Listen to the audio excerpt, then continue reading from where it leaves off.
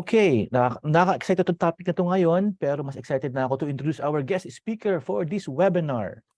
Okay, she is a graduate of Bachelor of Science in Industrial Pharmacy at the University of the Philippines.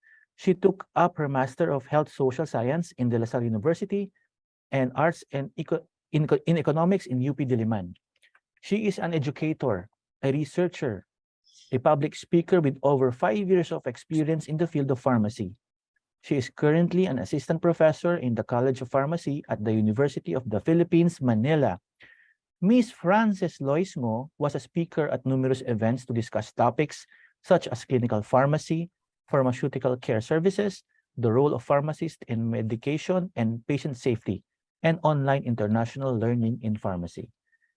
She has accomplished several research works, with the most recent in 2023 entitled Knowledge, Attitude, and Practice of Students in Pharmacy Schools in the Philippines on Substandards and Falsified Medicine. Professional handling different brands in different industries such as telecommunications, food and beverages, consumer healthcare, and more. Let us all welcome Ms. Frances Loismo.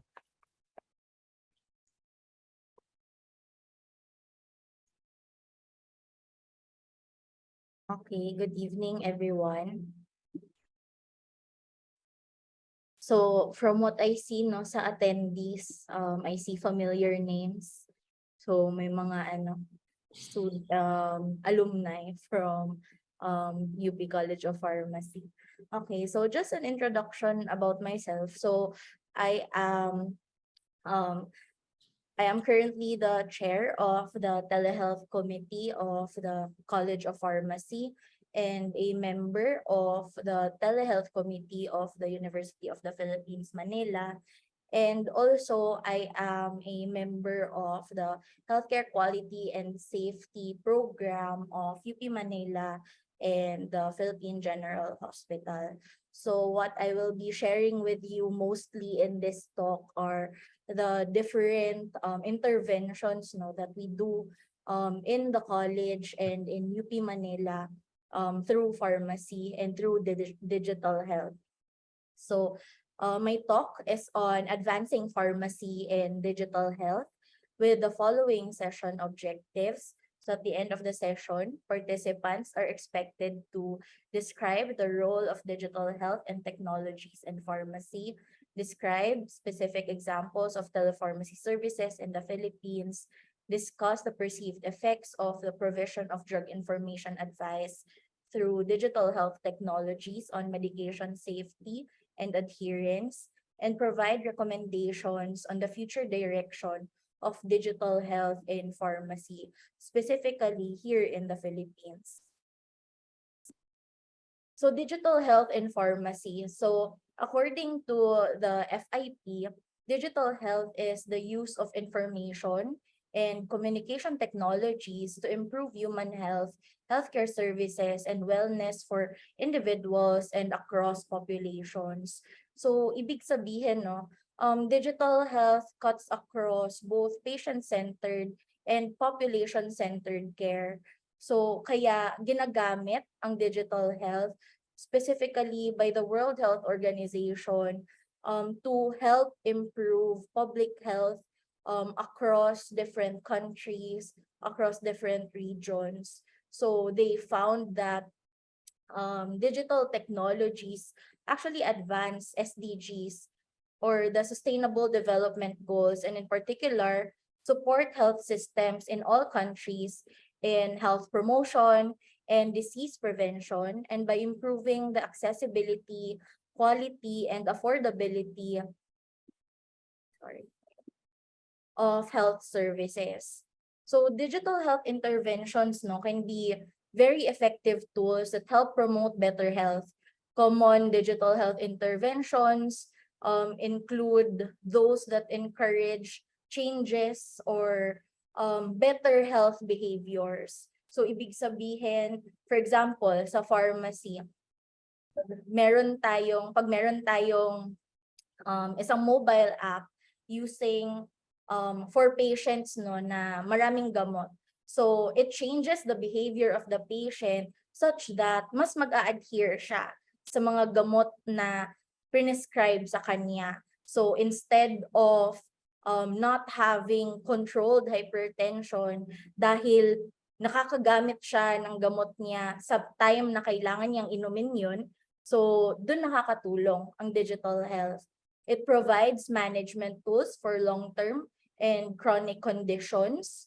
So some digital health apps or even yung mga wearables, yung mga watches, nakikita natin no yung kung gaano nakataas yung blood pressure, gaano nakabilis yung heart rate natin. So it helps monitor different values that's important for our everyday life, and also for monitoring of the physician.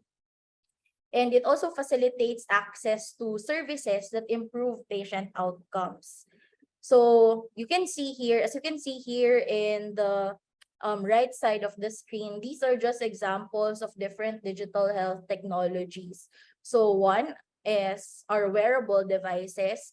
These are technologies that can be appropriately placed on the body with a patient and can monitor relevant aspects of health at an actionable standard. So example nito yung mga yung mga smartwatches natin. Meron din ginagamit for blood pressure monitoring, blood sugar monitoring ng mga wearable devices available. Mobile health apps can help manage people their own health and wellness, promote healthy living, and provide access to useful information when and where they need it.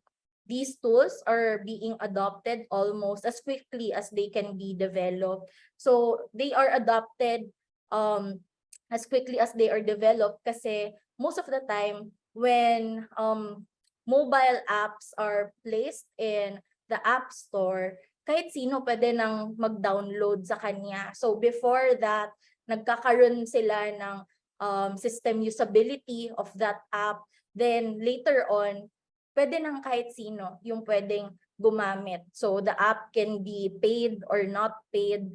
So it depends no kung may bayad siya or wala, kung gaano karami din yung pwedeng maka-access sa mga mobile apps na to.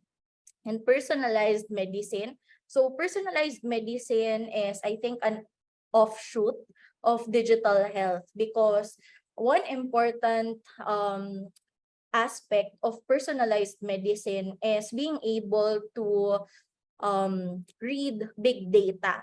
So in the Human Genome Project, meron tayong data repository of the human genome. Given that, kino-compare ngayon yung genome ng isang tao compared with that big data, so that mas madali makita kung ano yung mga possible na mga diseases na pwedeng magkaroon ng isang pasyente, and pwede ding ma-personalize yung mismo mga gamot niya with the diseases that patient has now and what the patient will have in the future. So for example, hindi pa alam ng drug allergies. Hindi alam ng patient na may allergy siya sa ganitong gamot, but because the patient sees, or the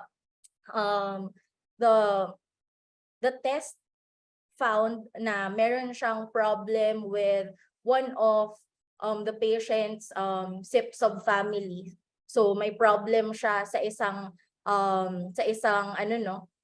subunit sa liver niya. So hindi kayang ma-metabolize ang isang gamot. So agad-agad na hindi na ibibigay yung gamot na yun sa kanya. And that is possible because of big data that's available through personalized medicine. And telemedicine, telehealth, and telepharmacy provide benefits such as easy access to healthcare services in underserved areas, remote and rural locations. Those with less economic access, they mostly benefit from that. And patient satisfaction is also high because as a result of effective patient counseling and minimal scarcity of local pharmacists and pharmacy services through telemedicine, telehealth, or telepharmacy. Electronic medical records, on the other hand, are digital versions of the patient's paper chart and are real-time patient-centered records that make information available instantly and securely to authorized users. So ang EMR no ay specific sa isang institution. In some countries, mostly in high-income countries, they also have electronic health records. These electronic health records are owned by the patient. So, ang EMR are owned by the hospital or a clinic. So, ibig sabihin, no, yung charts na sinusulat sa EMR ay hindi usually na-access ng patient. Or kung i-access niya, kailangan niya mag-ask ng permission. But an electronic health record is a record owned by the patient. Therefore, anytime, pwede niyang ma-access yun. And ang EHR na yun ay pwedeng gamitin as a basis of the patient's EMR. So, for example, si patient ay na-ospital sa Mindanao, pero taga Manila siya. So, ibig sabihin may records siya na nasa Mindanao, and those records will be placed in the electronic health record after ma-discharge ang patient, no? So, nire-require ng isang bansa na dapat ang na-update ang EHR every time na may access ang patient sa isang healthcare facility. So, pagpunta niya ng Manila or pagpunta niya sa usual na GenMed doctor niya, hindi na kailangan kausapin ng doktor from Mindanao yung doktor niya sa Manila kasi nasa EHR na yon. And that doctor can update the EMR of that patient sa clinic ngayon sa Manila. And that's also the same, no, with pharmacy. So in pharmacy, we are in some hospitals, we are allowed to edit electronic medical records. In other countries, meron din silang e-prescribing systems. These e-prescribing systems work the same as how an EHR works. So ano din siya, for the whole country. So as long as merong ID si patient na pwedeng pakita, ma-open ang e-prescribing network niya, and nakikita mo lahat ng mga gamot niya. Ayun. So that's why it's very useful, especially for medication reconciliation, for counseling. Ayun. Okay. Then next is just something, no, if you can remember during the pandemic. So during the pandemic, many technologies were created to aid in the fast-paced data extraction, analysis, and dissemination in the Philippines and even in other countries. We had global repositories, we had local repositories. So remember kapag sa balita every night, so laging pinapakita kung gaano karaming COVID-19 cases yung positive ngayon sa buong Pilipinas. Tapos sa locality din ninyo pinapakita nila, that involves a big data repository, no, for them to for different laboratories, different hospitals to actually provide the data on time sa DOH. So that also includes clinical trials. So multi-site na mga clinical trials, sobrang bilis ng exchange of information so that laging na-update ang mga investigators' brochures. And dahil laging nakakakita ng mga bagong adverse drug reactions that need to be reported and need to be known to other investigators. So it was very interesting how the pandemic actually changed digital health platforms from um, data analysis to information dissemination. So kaya meron tayong in terms of data analysis, meron tayo on surveillance systems. So for example sa DOH, meron tayong epidemiology bureau, which actually helps us collect the data, and they also provide the tawag dito, the presentation of the data that can actually be acceptable, no, sa mga for lay people. There are also targeted public health messaging. So dati may mga text messages that actually tells us na dapat nagsistay at home, or nagsasabi kung kailan dadating yung ayuda. So 'di ba may mga ganon. Web-based epidemic intelligence tools. It helped during the pandemic, especially here in the Philippines. 'Di ba meron tayong, kung nakikita niyo sa sa news, merong mga epidemiologic groups that actually tell us na ganito karami yung magiging cases kapag walang ginawang intervention ngayon. Kung hindi mag-lockdown ulit, ganito karami yung magkakaroon ng COVID ulit. So that help, no, through digital health.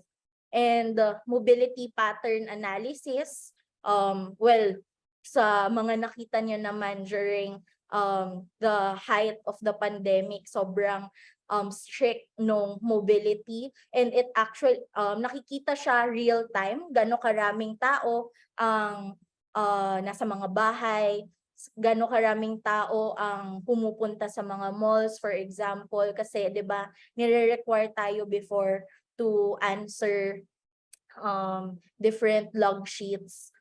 Ayun, contact tracing apps, data dashboards, and geospatial maps. Ayun. It was actually very helpful, no, using geospatial maps to see kung saan ba concentrated yung COVID-19 cases at specific intervals of time.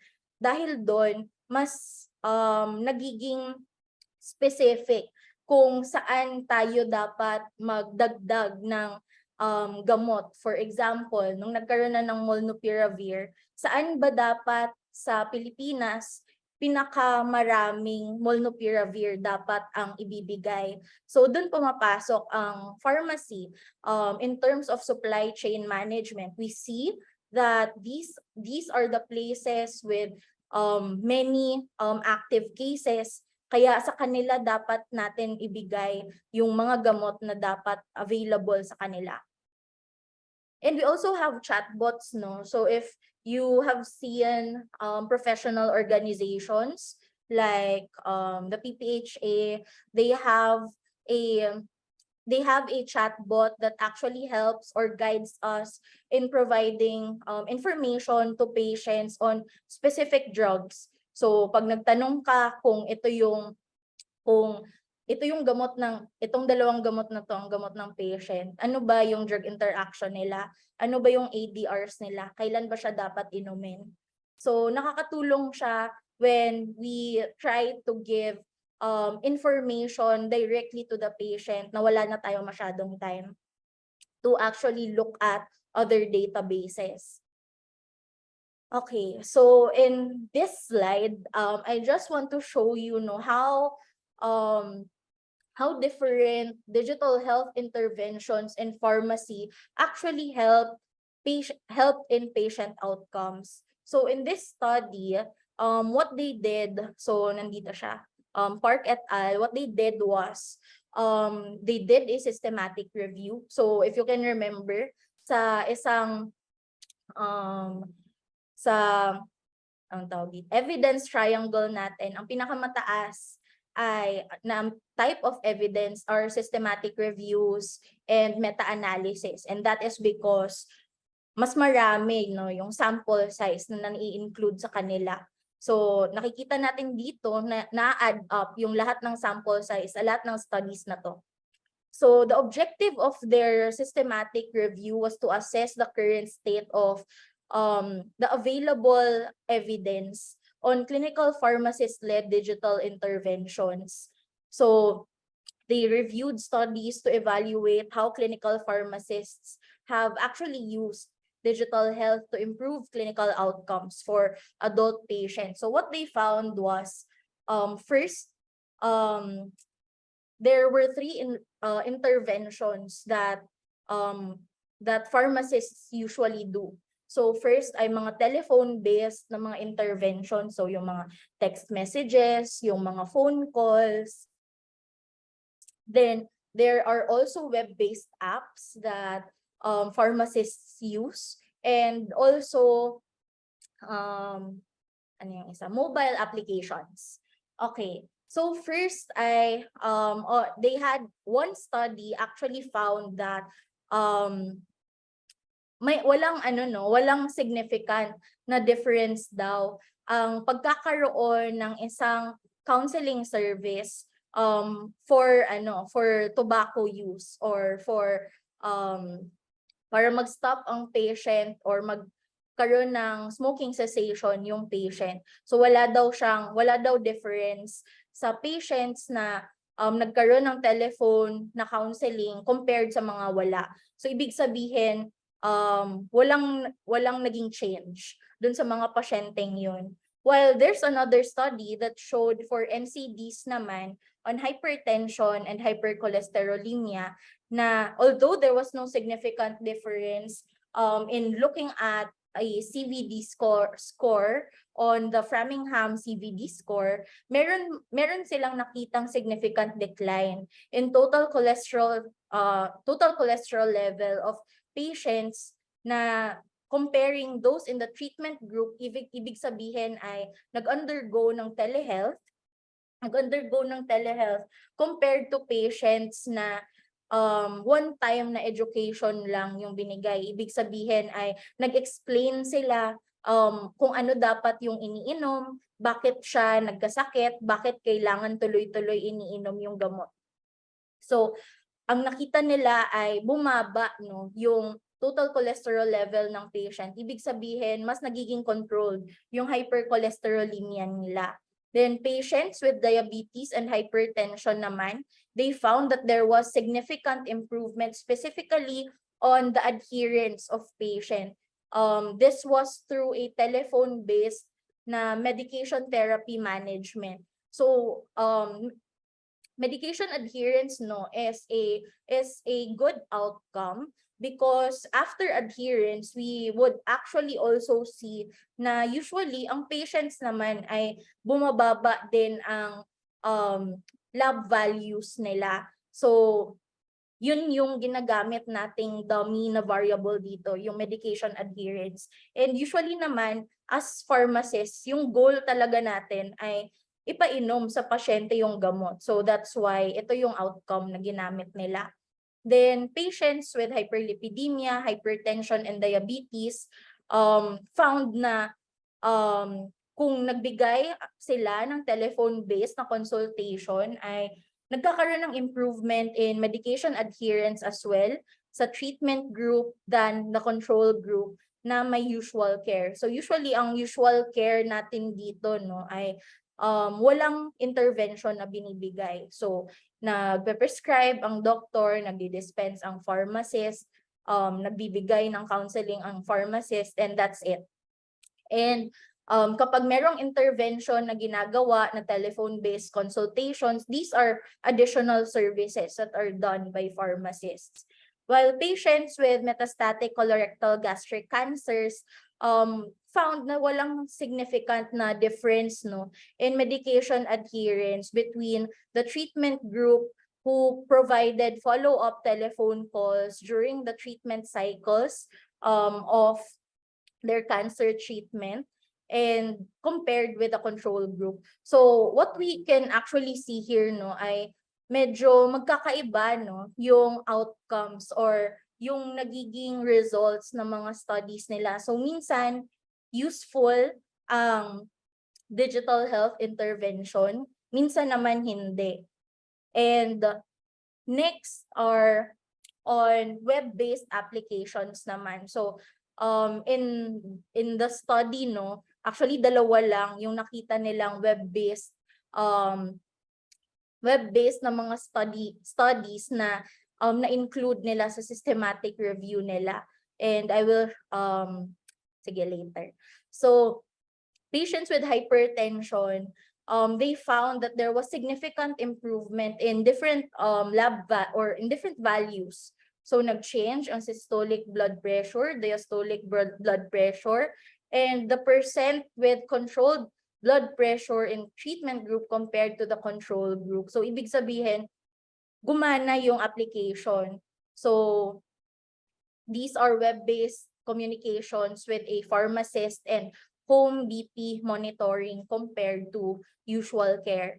And another one, patients again with hypertension found that there was a significantly higher proportion of patients achieving their BP goal in the treatment group compared to the control group. That is also using a web-based blood pressure monitoring and education na tool. For mobile applications naman, so ito lang din, dalawa lang din yung studies na nakita nila, and actually same yung population. So they found kidney transplant patients or recipients of kidneys, and first they found na may significant decrease in tacrolimus IPV in the treatment group compared to the control group, and another one found na bumaba yung medication errors in the treatment group compared to the control group. So ibig sabihin, gumagana yung mobile application in terms of the effectiveness of the medications and also on the safety of the medication. So effectiveness, ibig sabihin ay gumagana yung tacrolimus, and on safety, wala masyado silang na-experience na medication errors. So this study actually showed na telephone-based interventions was the most frequently used tool. So actually, hindi ko pinakita lahat. There were actually 15 studies on telephone-based interventions being used by pharmacists. So the impact of telephone-based interventions in the studies were inconsistent as what you've seen earlier. So some showed benefits, some with no effect, and others with mixed effects based on primary and secondary outcomes that were measured in their studies. While web-based interventions resulted on positive impacts on changes in laboratory values. So yung kanina systolic blood pressure, diastolic blood pressure, and health services use. So yung paggamit ng patient ng mga gamot nila. And clinical pharmacists naman using mobile apps significantly improve drug-related outcomes. So yung reduction in medication errors and severe adverse events. And also on health service use. So dahil gumagana yung gamot niya, naging less frequent yung emergency room na mga visits niya. So nagkaroon ng reduced number of hospitalizations ang patients who had kidney transplants after their kidney transplants because of the digital health intervention provided by the pharmacist. So digital intervention, so sa mga pinakita ko earlier, digital health interventions were generally effective in lowering health service use. So yung sa hospitalization and sa paggamit ng gamot. So hindi nasasayang yung paggamit ng patients ng ibang gamot to actually help or to aid them to answer the ADRs of other medications that they are taking, and improving drug-related outcomes, so on medication errors and adverse events. However, they did not always result in significant improvements in other outcomes. So meron kasing mga secondary outcomes yung mga studies kanina that I wasn't able to show, but mostly they were not able to provide lower BP, HbA1c, so hindi for hypertension, hindi for diabetes.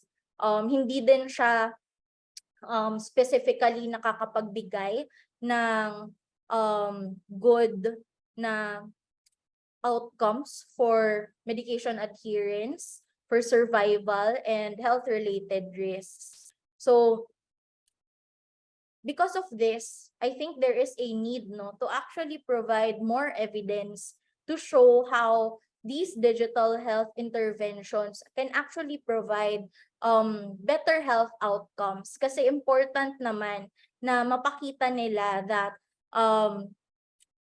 nag-i-improve or there will be significant differences kapag nagbibigay tayo ng digital health intervention. For example, para na mas nakakapag-adhere ang patient sa gamot niya, or pwede din na para na mas bumaba yung BP niya. So kailangan na mas maging thorough yung pag-conduct ng research and actually to do different programs, especially here in the country where pharmacists are now moving to being clinically oriented and patient-centered. So one of the things that you can actually observe in that study was that pharmacists can actually provide interventions to different types of population. So very extensive yung pinagbibigyan natin ng mga services natin. So pharmacists were able to provide interventions for patients with coronary heart disease, with hypertension, yung patients na may kidney transplant, hyperlipidemia, diabetes, patients with cancers, patients that needed to reduce their tobacco use. So, ibig sabihin, there are many ways on how pharmacists can actually enter in the treatment cycle of a patient para makapagbigay tayo ng intervention. And our intervention usually provides improvement in their health-related outcomes. Kaya important to actually do different programs across the country. So one study that specifically showed how digital health actually helps in patient safety or in medication safety is this study of Quisques et al. They showed their studies on the effectiveness of medication review, on the number of drug-related problems in patients visiting the outpatient cardiology department of a hospital. So let me try to, okay. So this is just a schematic diagram of what they did in their study. So una, yung patients na naisali nila sa intervention group nila, or ibig sabihin ay binigyan nila ng pharmacy service. So binigyan na nila ng medication review, ginawan nila ng solutions yung drug-related problems na nakita nila during medication review. So yung mga kasali sa group na yon, pinasagot nila ng questionnaire, nag-start na silang gumawa ng medication review, and then nagkaroon sila ng consultation with a doctor. So both the intervention group and the control group had a consultation with their doctor. So yung usual na nangyayari. So yung nasa intervention group naman, after talking to the doctor, after 1 month of talking to the doctor, tiningnan ngayon kung meron silang, based on the medication review that was done, ay nagkaroon pa rin ba sila ng mga drug-related problems. So that was done for both the control group and the intervention group. So sa control group, right after the consultation, ginawan din sila ng medication review, but no intervention was done. Tiningnan lang kung ano yung mga gamot niya. Tapos they took note of it, but they did not provide any solutions for the patient to address the problem. Ayan. So, after that, what they found was this. So dahil ano naman no, cardio yung clinic. So what we're expecting is maraming gamot for cardio. So that's why we see antihypertensive agents, antithrombotic agents, antilipidemic agents that have the top number of drug related problems na nakita ng pharmacist based on their medication review. And what was actually interesting was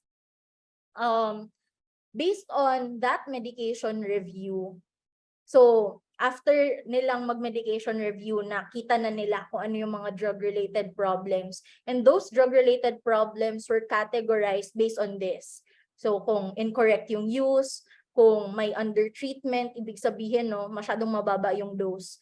Inappropriate formulation, for example, kailangang hatiin yung gamot, tapos ang binigay ay film-coated. So, hindi pwedeng ganon. Insufficient drug monitoring, adverse events, so yun. So, what were found in the medication review was this. Ganito karami yung nakita nilang drug-related problems. And after that, sinolve ng pharmacist ngayon yung mga drug-related problems na nangyari dun sa patients. So, one of the possible reasons kung bakit mababa yung drug-related problems that were solved through insufficient drug monitoring, possible dahil hindi available ang TDM or therapeutic drug monitoring sa hospital nila for those specific drugs, or walang possible way to actually monitor the therapeutic drug concentration of that specific compound. Ayun. But as you can see, yung mga incorrect use, under treatment, inappropriate formulation of medications were actually addressed. So it shows that T0 here is nung day nang nagpa-check up siya, and T1 is 1 month after. So sa intervention group, 75% of the drug-related problems were solved. While sa control group na walang provide na solution ang pharmacist, 13.5% lang ng drug-related problems nila ang na-solve. And 47% of the total sample size in this study, at least isang DRP nila ay na-solve after 1 month. While for the control group, 12% lang. So, ibig sabihin, there is actually the pharmacist has a very important role in providing an intervention to actually identify drug-related problems and to provide solutions for those drug-related problems. And the use of telecommunication, the use of EMR, the use of telehealth or telepharmacy is very important to actually be able to communicate with the patient. Kasi hindi naman lagi na pumupunta ang pasyente sa pharmacist, or hindi siya laging pumupunta sa isang pharmacy. So, providing a backbone or providing a process on how to actually do telehealth or telepharmacy services is actually very relevant, especially now, especially that dumadami ang gamot na nagiging available sa Pilipinas, and sa mga pasyente din natin na may multiple diseases, dumadami din yung mga gamot nila, and it's very important to address polypharmacy. Okay. So, for the Philippine experience, I will be sharing with you what we're doing specifically in the college and in UP Manila. So, to give you an overview, we provide a drug information service through an online platform. Currently, this being accessed through social media such as Facebook. In this way, we can reach the maximum number of patients, especially that in the Philippines, data on social media use show that 96% of Filipinos access the internet rely specifically on Facebook as their primary source of news and platform for product placements. The service is implemented and run by UP Manila College of Pharmacy under our telehealth committee. So various telehealth platforms have been created in different colleges in UP Manila as well, including our university hospital, which is also the largest government tertiary hospital in the country. So all our human resources in implementing the service are either registered pharmacists or are either professors or alumni or pharmacy students from the college. A patient submits a query through a form that is found in a Facebook page. This query is then transmitted to a database being accessed by the volunteers. Consultants review and provide an answer to the query of the patient, which is then checked for appropriateness by the validator. After validation of the answer to the query, the sender provides the answer to the patient either through Facebook, email, or SMS message. The whole duration of the process from the recipient of the patient query to the sending of an answer takes around 1 to 2 hours, depending on the nature of the query. So sometimes we also receive questions relating to renal dosage modifications and medication reconciliation and scheduling, which takes more time to process. So one of, I think, a benefit and also a challenge, it works both ways. So there is an indirect process of communication with patients, which provides us with adequate time for proper review of significant resources. However, as there is a significant time wherein we cannot talk to the patient would most probably not answer us back if we have additional questions relating to the query of the patient. So that's where the problem comes in. But the service is growing, and we have already met with different implementors of the telehealth committee and also in PGH, where we are able to implement a different type of telehealth service or telepharmacy service as well. So I'm also sharing here the predictors of the queries that we actually receive through the service. So bakit ba nagtatanong yung mga pasyente sa isang telepharmacy service that provides drug information? So we found that patients who are older and patients who have more diseases, sila usually yung nagtatanong sa service.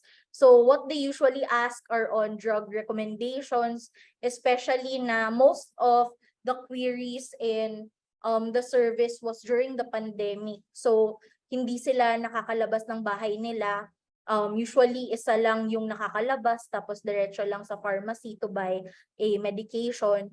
And next is on drug information, on referral, kanino sila dapat makikipag-usap, administration and dosage, usually because they do self-medication.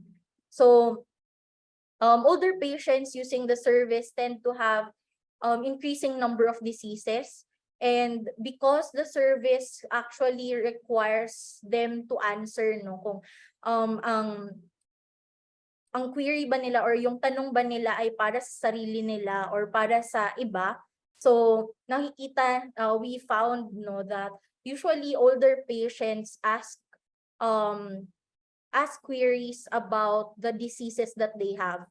So hindi sila nagpapatanong, for example, sa anak nila or sa kapatid nila.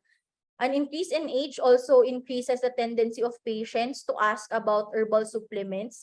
So ibig sabihin, so mas tumatanda, mas gustong gumamit ng herbal supplement. Pero para saan ba or tama ba yung paggamit niya?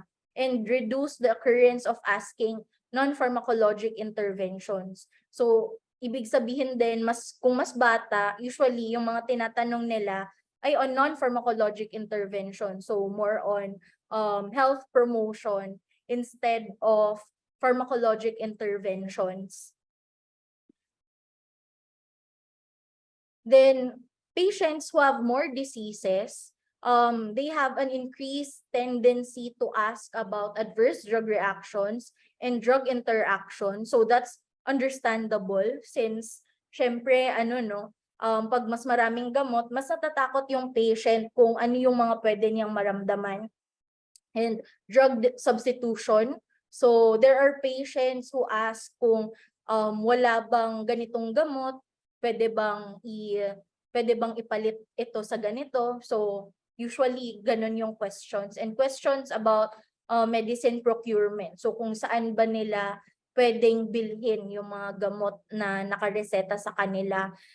There were times where we had to communicate with our colleagues in hospital pharmacies or in community pharmacies to help the patients to procure the medicines. And sometimes there were actually times na they had to divert stocks to a different area para na yung patients na nakakapagtanong through the service are actually catered. Then next is on medication safety. So medication safety here can be described as being able to reduce adverse drug reactions and drug interactions. So the service actually found that mataas yung client satisfaction ng patients who actually use it. So out of a scale of 5, 4.6 yung naging score ng client satisfaction. And we studied 2 parameters to see kung gumagana ba ang service in terms of the drug information advice that we provide. So first is on decision making. So nagbabago ba yung decision ng patient in terms of using the medication dahil sa drug information advice na binigay namin? So we actually contacted them again, yung mga nagtanong sa service para na sumagot sa study na to. So we found that decision making of the patients actually changed because of the drug information advice. So ibig sabihin, gumana siya in terms of changing the way the patient behaves para na tama yung gawin niya dun sa gamot na meron siya. And on medication safety, it also increased medication safety for the patient. So alam niya na kung paano dapat inumin yung gamot before or after meals ba. Alam niya na pwede niyang maramdaman to. Alam niya na hindi pwedeng ipagsabay yung dalawang gamot niya. So those were the effects of a drug information advice that we can actually give to patients even just through a text message or through a chat in Facebook.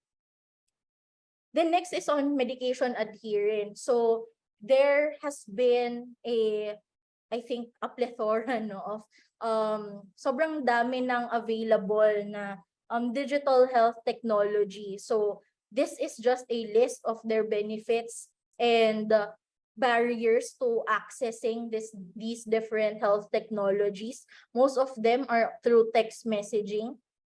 Others are through web-based applications, through telehealth and telepharmacy, surveillance, and mobile applications.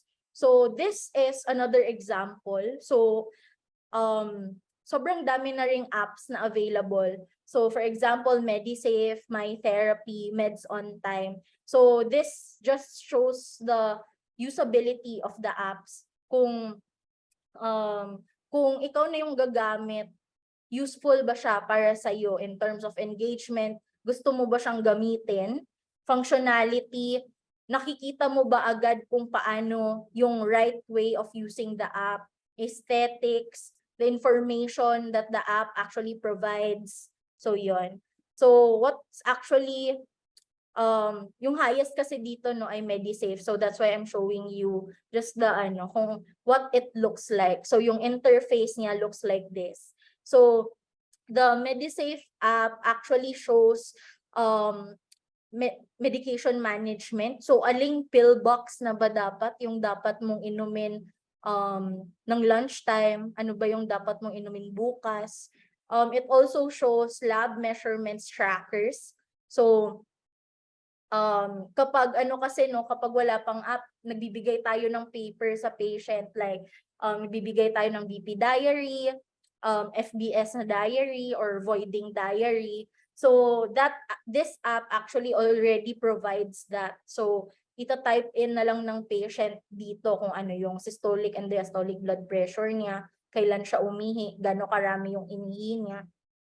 It also provides information on drug interactions and refill reminders and appointment reminders to the doctor, or in some countries, merong mga appointment reminders din for pharmacists. Okay. In the university then, what we also have we have another intervention that increases medication adherence through medication counseling. And what we use here, or ang gamit namin dito, ay ang EMR ng PGH. So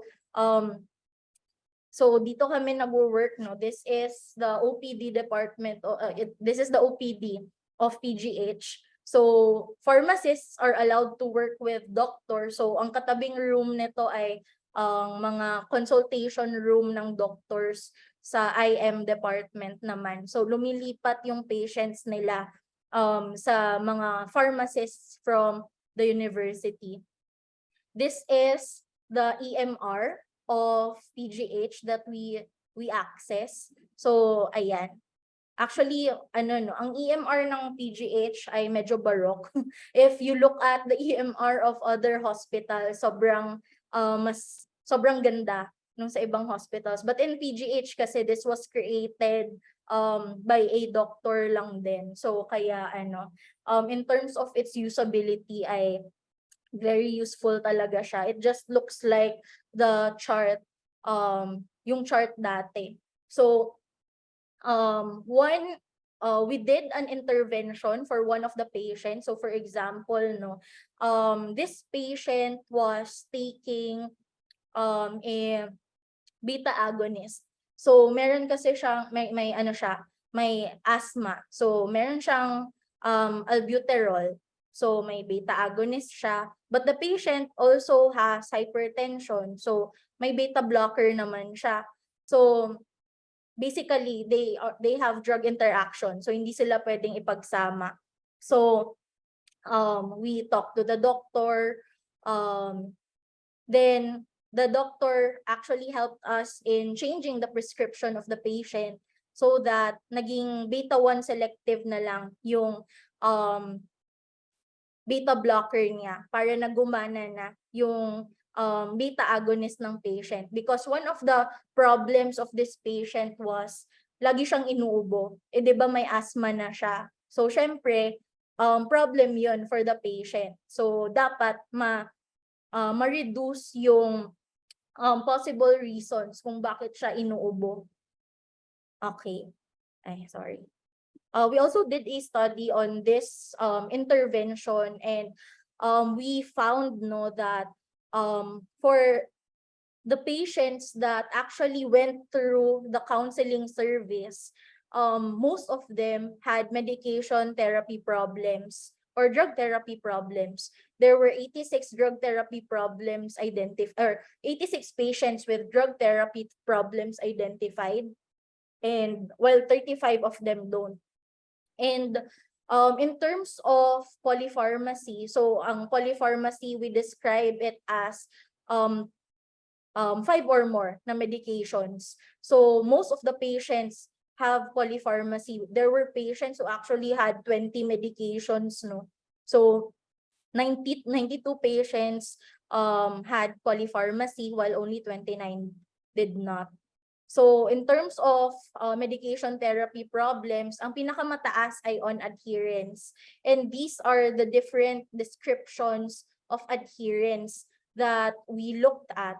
So most of the patients, nagka-problem sila sa adherence because they did not understand how to take the medications, na dapat pala ay twice a day, dapat pala thrice a day.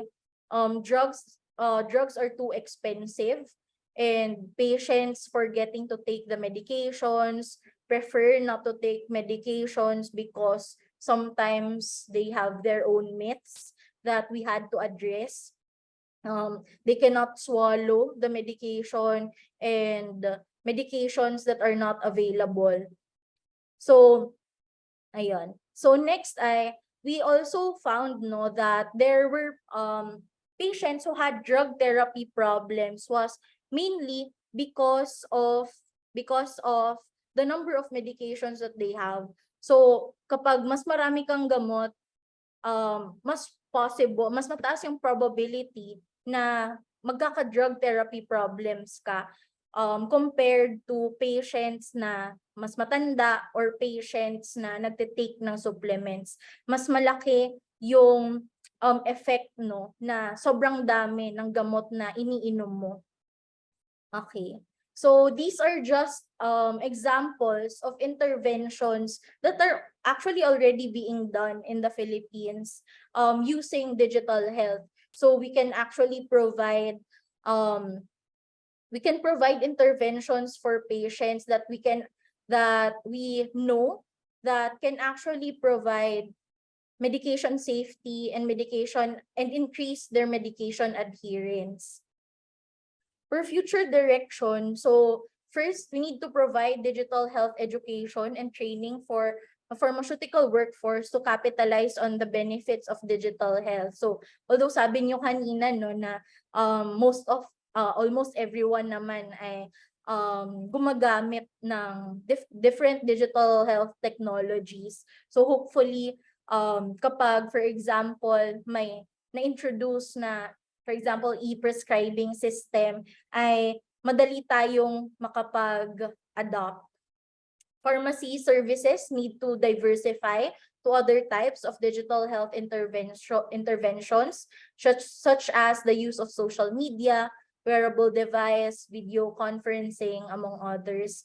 And pharmacists, especially clinical pharmacists, should strengthen our role in the development and use of electronic medical records, because it's important, no, na nasasali ang pharmacist in planning what is the structure of the EMR, para na nakikita ng pharmacist na kailangan may intervention akong ginagawa dito. Dapat na-check ko muna bago, for example, ina-administer yung gamot. So one of the hospitals in the Philippines actually does that, na hindi pwedeng mag-administer ng gamot bago mag-okay ang pharmacist. And that's actually a good practice to ensure medication safety. We should also not lose the opportunity to create a national e-prescribing system, the advent of e-prescriptions in the country, para na mas maging systematic siya. There is also a need to study the effectiveness and cost effectiveness of pharmacist interventions in digital health, especially as we diversify our programs in different fields of pharmacy in the Philippines on digital health. Okay, so that's it for my lecture. Thank you everyone for listening. All right, Miss Frances, thank you so much. That was a very interesting topic.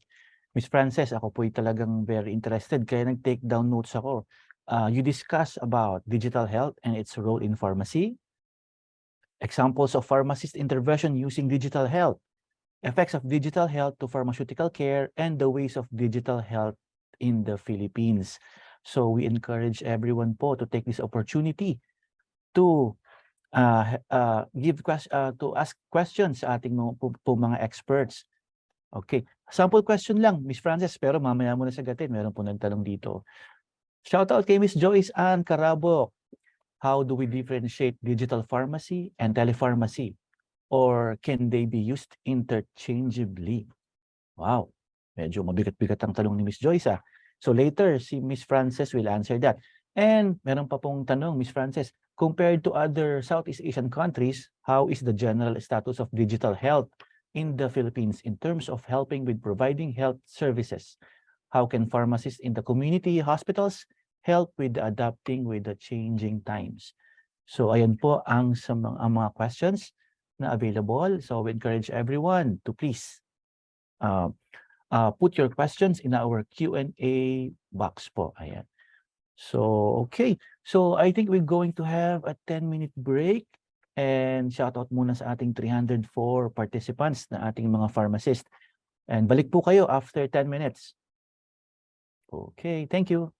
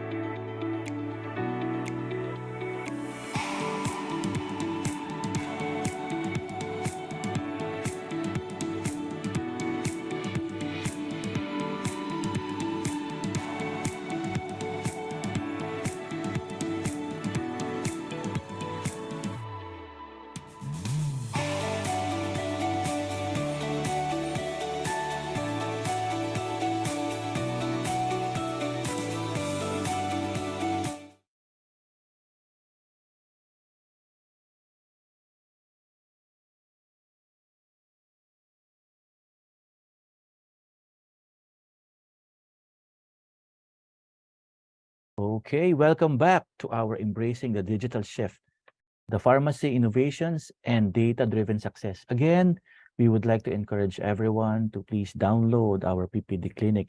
This is available in Apple App Store and Google Play Store. Once you download our PPD Clinic, you can now conveniently access the PPD drug directory through this digital product. An example of a technological advancement that aims to increase efficiency in pharmacy practice. Yan po. This webinar will be published so you can revisit it anytime, but the CPD points that can be credited can only be valid to those who attended this webinar live and answered the quiz. So, reminder lang po to stay hanggang matapos po ang ating program and answer the questions and yung forms po pagkatapos. Okay, just to check everyone is still here. May tanong ulit kami. Meron po tayong polls. Our second poll. Ayan. Okay, question. Do you agree with this statement? Clearly, the thing that's transforming is not technology. It's the technology that is transforming you. So we have three choices. I completely agree with this statement. I feel that I have personally experienced the adaptation of technology in my daily life. Choice number 2, I somehow agree. I can't fully accept that technology has a way of controlling my life. Choice number 3, I don't agree. Technology is the output of human craftsmanship. Therefore, we have the choice. And I choose not to conform. Okay.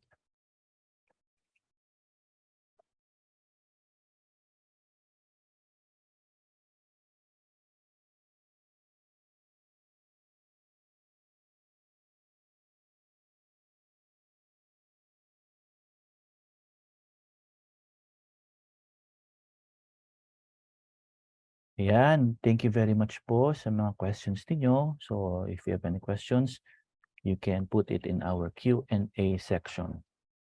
Marami na po mga questions for Miss Frances.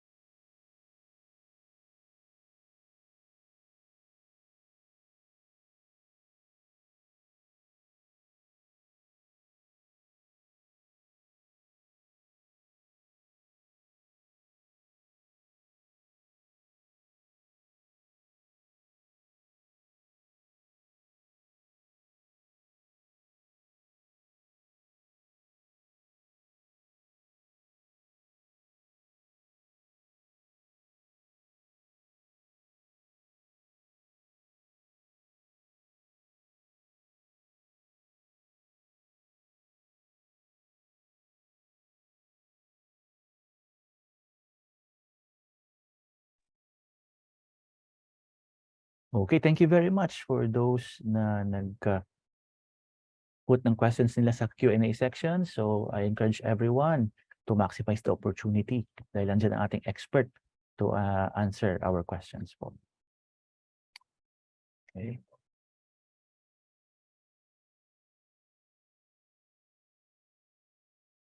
Okay, shout out from Cavite, Kainta. Kamusta po kayo sa Batangas? Cagayan de Oro. Ayan. Mga taga Marikina, kamusta po?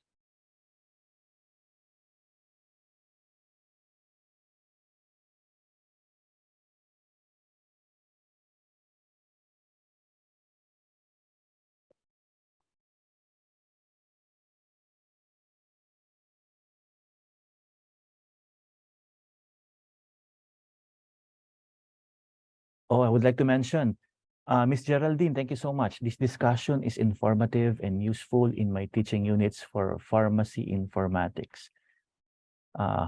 Thank you very much po, ma'am. Pinaghandaan po namin ito para sa inyo. And for those who want to have their copy, we will send the slides after the event. Just make sure you provide the correct email address on your registration form. Now, we have the answer. So, ang napili po ng karamihan Ang sagot ay, I completely agree with this statement. I feel that I have personally experienced the adaptation of technology in my daily life. 59%. Ayan po. 32% I somehow agree. I can't fully accept that technology has a way of controlling my life. And 9% sumagot na I don't agree. Technology is the output of human craftsmanship. Therefore, we have the choice and I choose not to conform. Maraming salamat po sa inyong mga sagot.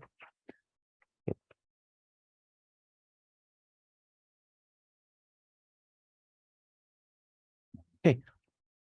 Okay, ready na bang lahat para sa ating next speaker? Allow me to introduce our next guest speaker. He is a graduate of Bachelor of Arts in Integrated Marketing Communications at the University of Asia and the Pacific. He has over 10 years worth of experience in digital marketing professional, handling different brands in different industries, such as telecommunication, food and beverages, consumer healthcare, and more. He is also a promising entrepreneur.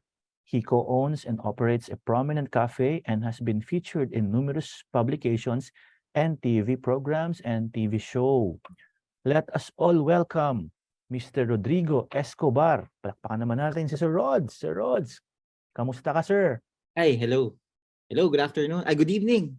Gabi na pala. Good evening, sir. So, ayun, maraming salamat sa napakagandang introduction, Eugene. So, bali, mag-share ako ng presentation. I prepared quite a short presentation for this event, tapos which I also want to share with every one of you, and I am very much excited to do so. Okay, so essentially this is what the title is, no? Discovering your digital audience.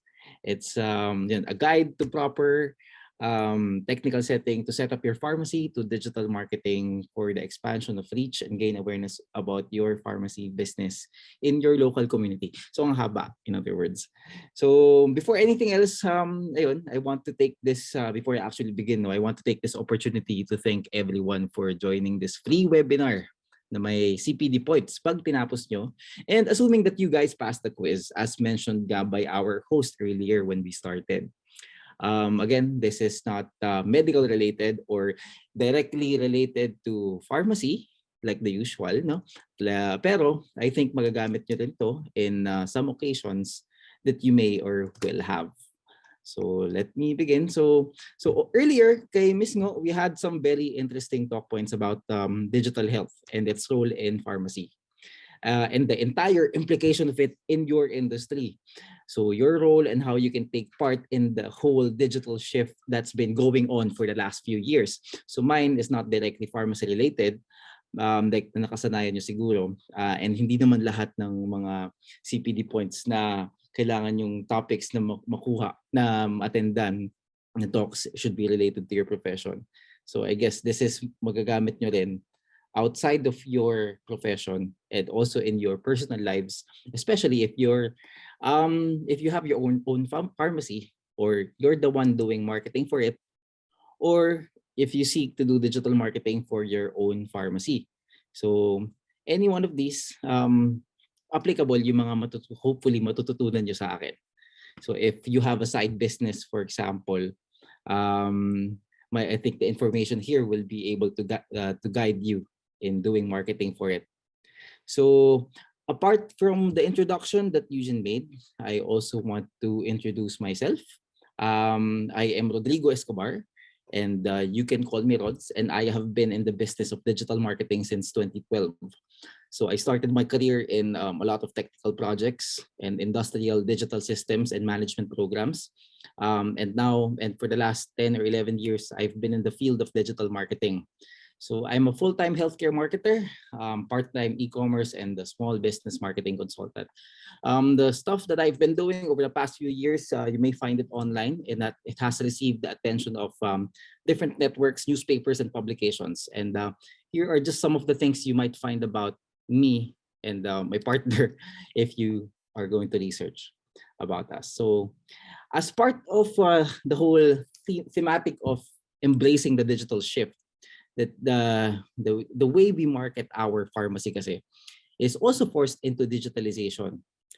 So before I tell you what this webinar, this part of the webinar will be all about, I want to tell you first what it's not. No. So number one, this is not basic marketing. So we go away from the what is marketing or marketing 101 type of talk. So this means that the basics of marketing have already been established, no? And you have been managing a page or present na kayo sa Google locations. If you have your own pharmacy, kumpleto na kayo lahat doon, kumbaga. Number two, this is not a subject that will give you a competitive edge over your competitor kasi your competitors are offering the same product and doing the same thing. Syempre, at the end of the day, it is the quality of service and the reputation you build from the experience of customers is the key.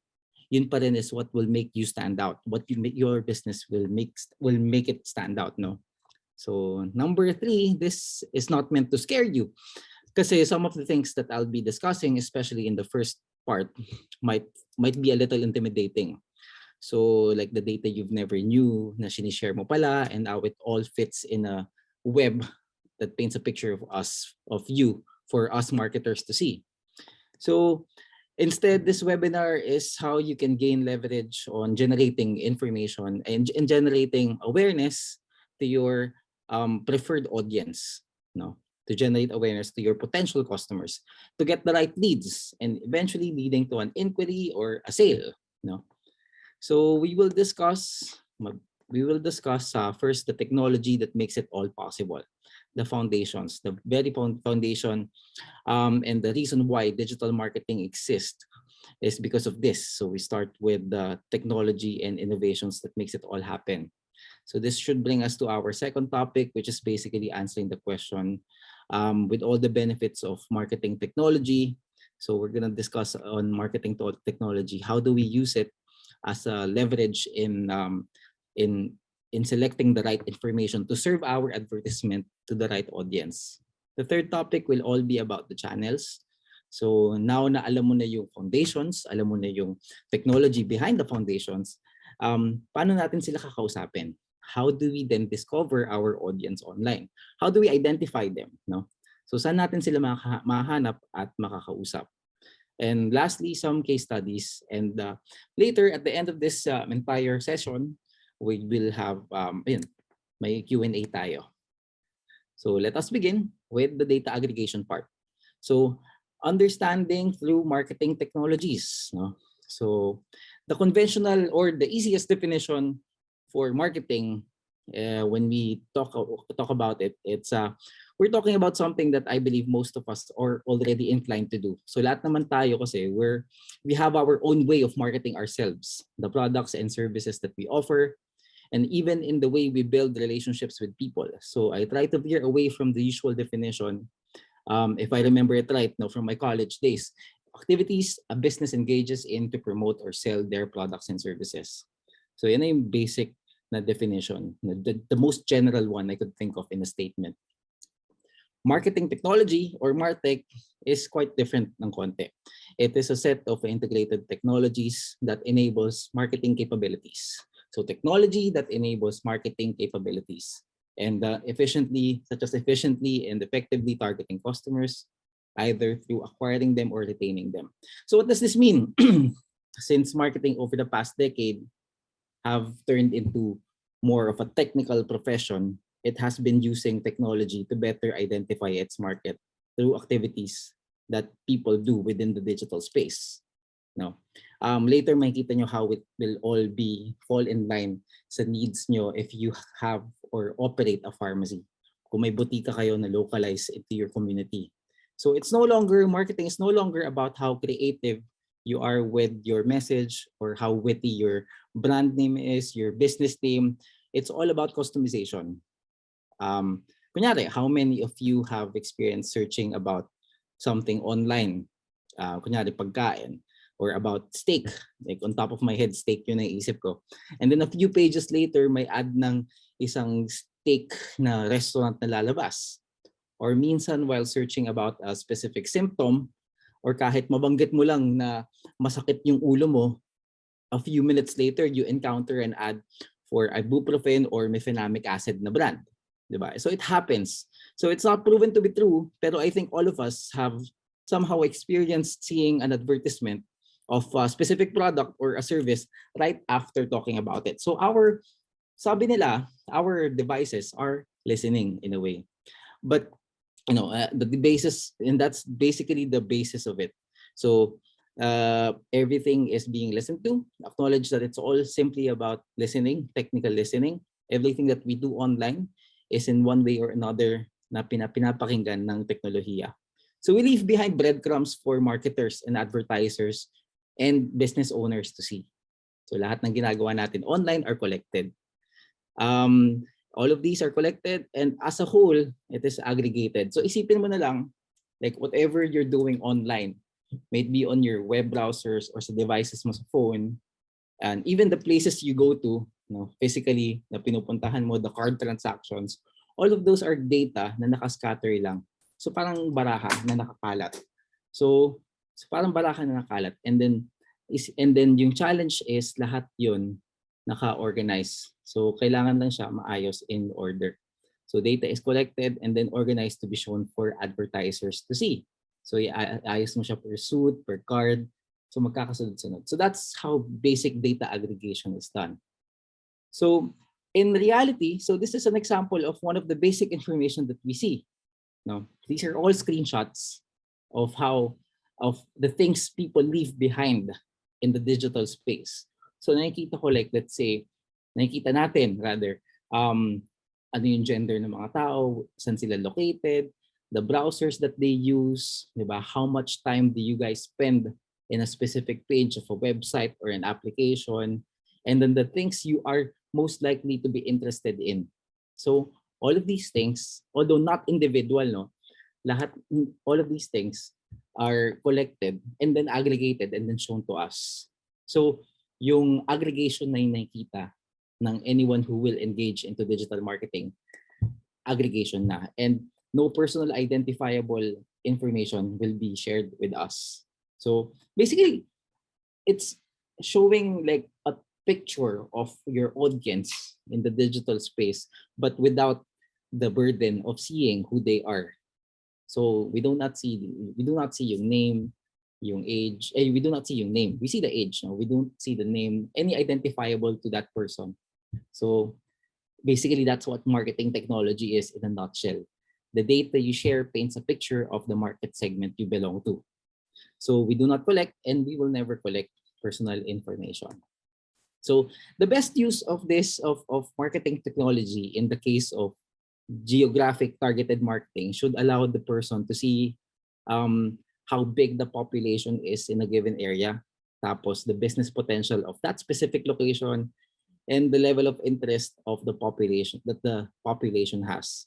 So it's basically leveraging on the information and allow technical marketing aspect to tell you kung may potential ka ba o wala in a given location. So it's quite important kasi in my opinion, lahat naman gusto magkaroon ng pharmacy na negosyo because it's a very profitable business if you think about it.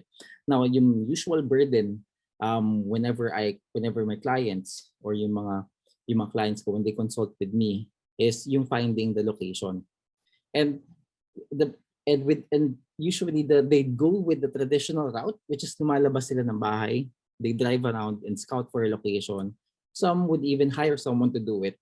But in reality kasi, the best place to find out kung may potential ba ang isang location for a pharmaceutical or pharmacy business, para pwede ka magtayo ng butika, is to look at yung digital presence ng mga tao within that area. And this is what digital marketing can do, essentially. No? It's mamaya we will show, papakita ko kung paano siya gawin. Through Facebook, malalaman mo siya. So, speaking of population, since I've been talking about like localized marketing in a specific population area, let me share some data lang. In the Philippines, there's about 110 million Filipinos, with an internet penetration rate of 70%.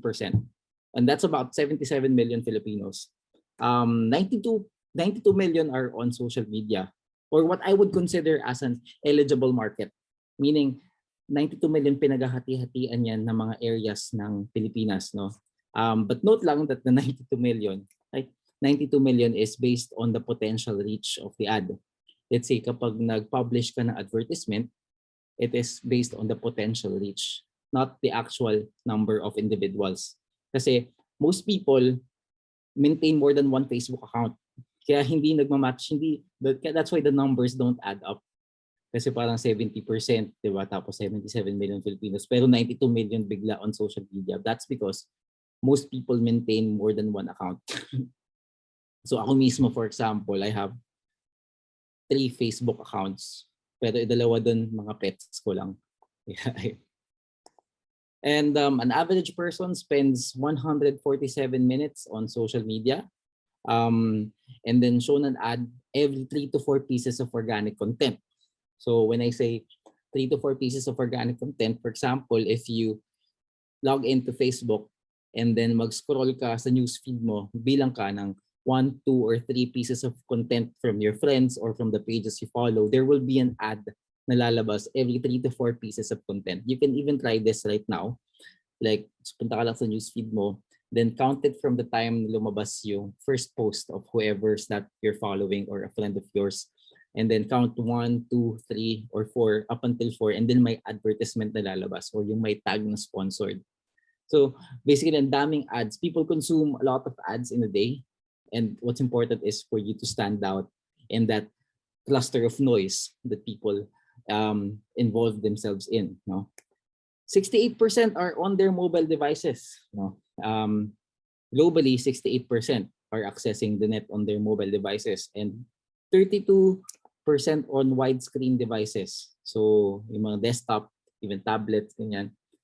Personally, in the sites and Facebook pages that I handle, I see a trend of mostly 70% on mobile. So hindi naman nagkakalayo. This is important to know because I want you to understand the state of mind that people have whenever they go online. And so they are mostly moving. So the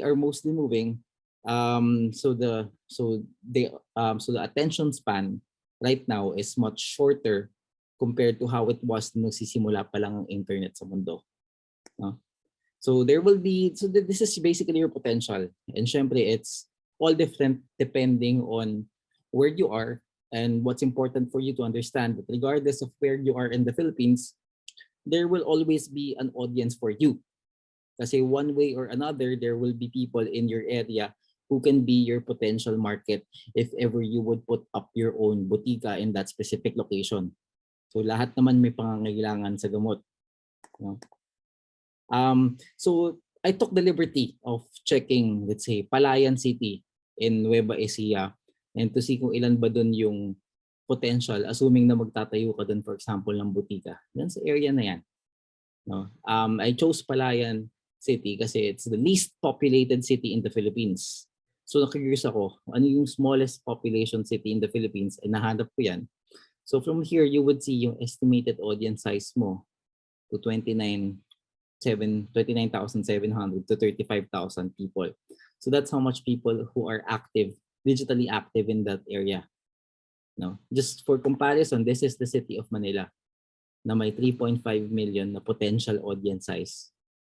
So this is based on the number of active users within a specific area. So syempre, if you kaliwat kanan yung butika dyan sa Manila, sa area na yan, so medyo saturated na yung market dyan, versus dito na there might be a need for that kind of business to be present in that area. So all of these things, lahat to, nalaman natin lahat through the use of marketing technology. It has made it possible for me to see kung may potential ba ang isang area o wala. So location is just the tip of the iceberg, and it's built on the information that people share, people engage with, the websites they visit, and the things that people buy. All of this starts the painting.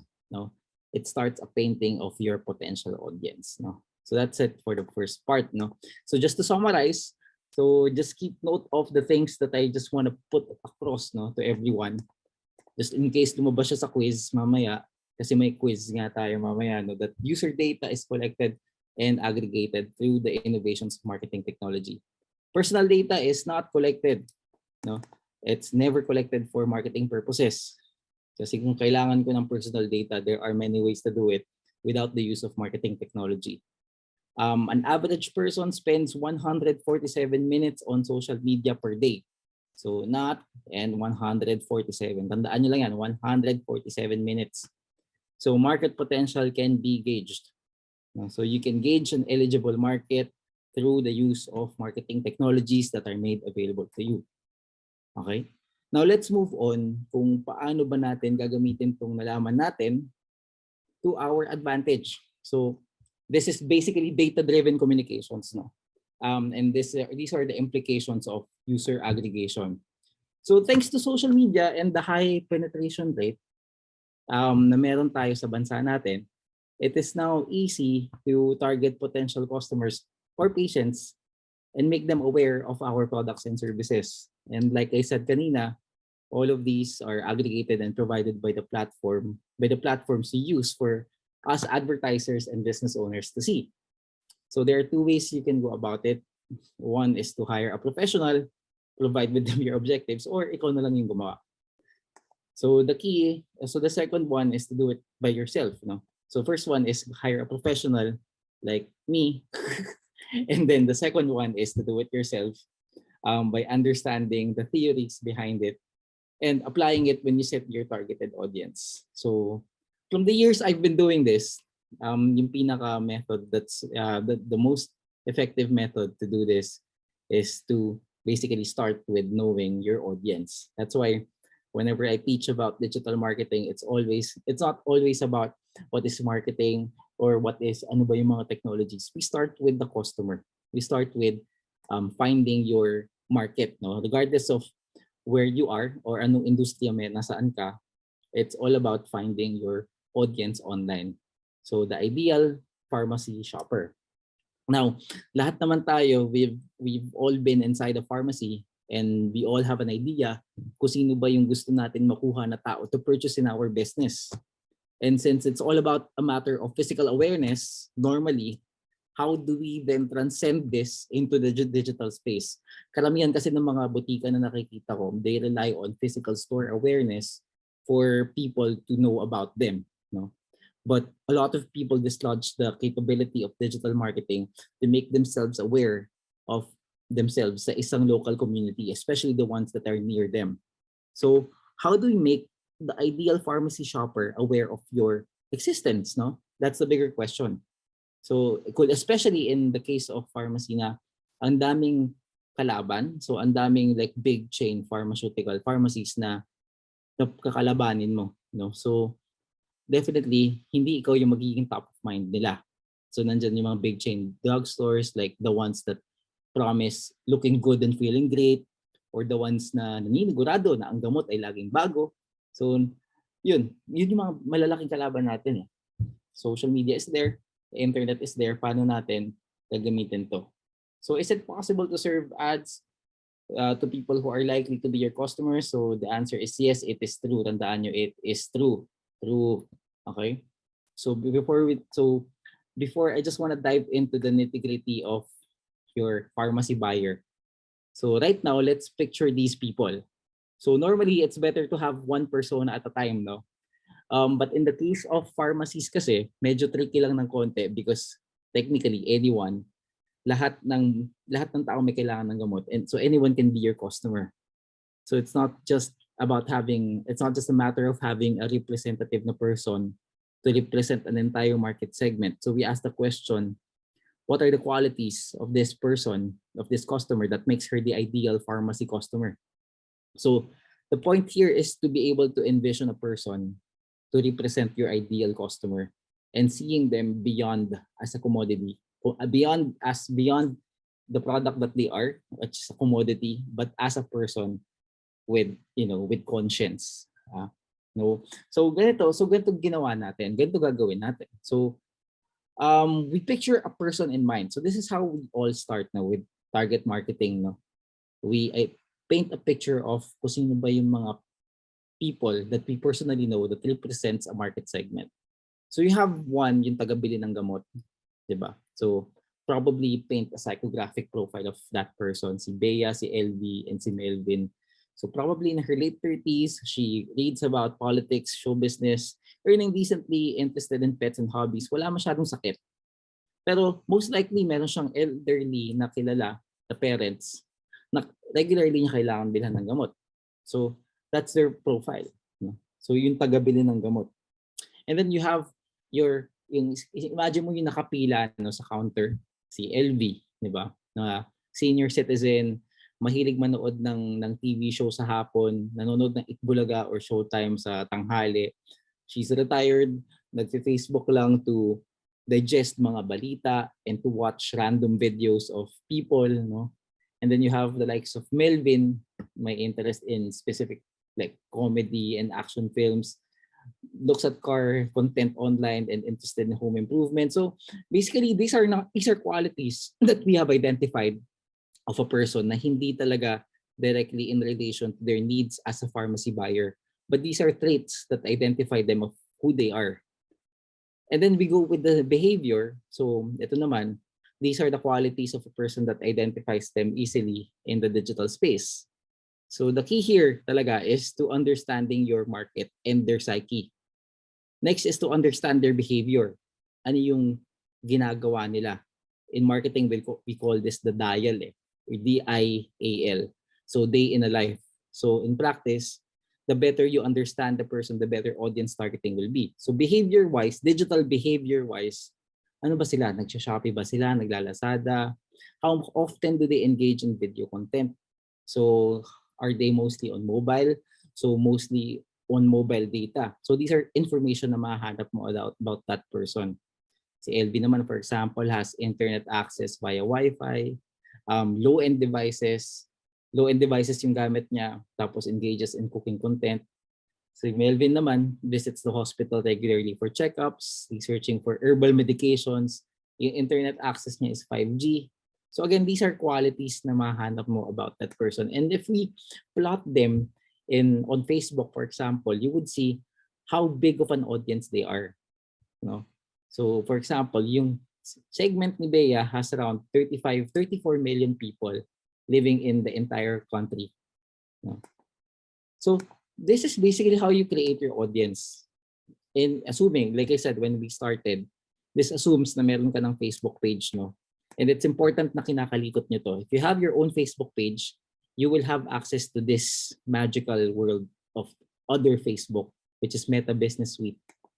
You go there, you click all tools, and then you would see yung advertise na tab dun sa lalabas na window. So punta ka sa audience after. And then pagka-click mo ng audience, go to saved audience. You create a saved audience. No? What's important here is not how you do it, but to understand the theory of what I'm trying to get at. No? Which is the 4-layer niche.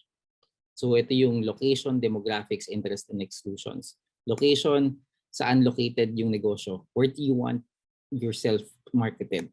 Demographics, sino yung preferred age and gender mo? And yung interest, sino ba yung kausap mo in terms of ugali? Exclusions, who they are not.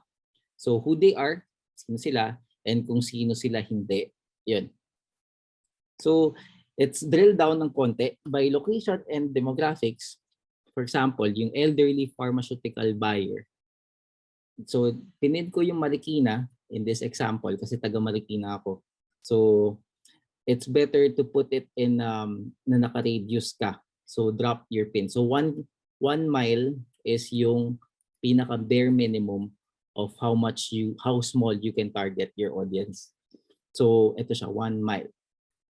And you put in your age and then yung gender.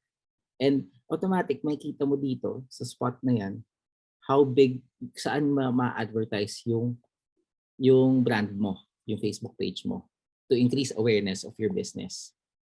For interest and exclusions, basically who they are. So ano yung like general interest nila and who they are not. So kanina that's why it's better to understand kung sino ba yung tao na kausap mo and to understand where they are coming from, ano yung ugali nila, because this way, the better understanding you have of your audience, the better picture you will be able to paint digitally about them online. So basically, for the example that I just gave earlier, the sample size is almost 250,000 na tao. So living in, this is in Marikina. No? And then the exclusions, kung sino sila. And then the people in general interest nila. So once you've set up your audience on Facebook sa Meta, you would be able to update it and magagamit mo siya for ads. No? Marketing naman, this is what's left for you to do, to set the budget and duration. So this is basically establishing the basics to audience targeting on Facebook. And the techniques I learned through the years. The real challenge is consistency of change. Kailangan nag-adjust ka rin because this is just your first set of audience. But the second, third, and fourth will always be better, and to be able for you to get more conversions. As for the budget, it won't be a lot. Yung iba kasi natatakot sa gastos when it comes to marketing. But then again, marketing is not free. Pag the moment you start, let's say nagtayo ka ng negosyo, gumagastosan mo yun, it will not stop. The spending doesn't stop there. So it will always be, there will always be something you spend on regularly.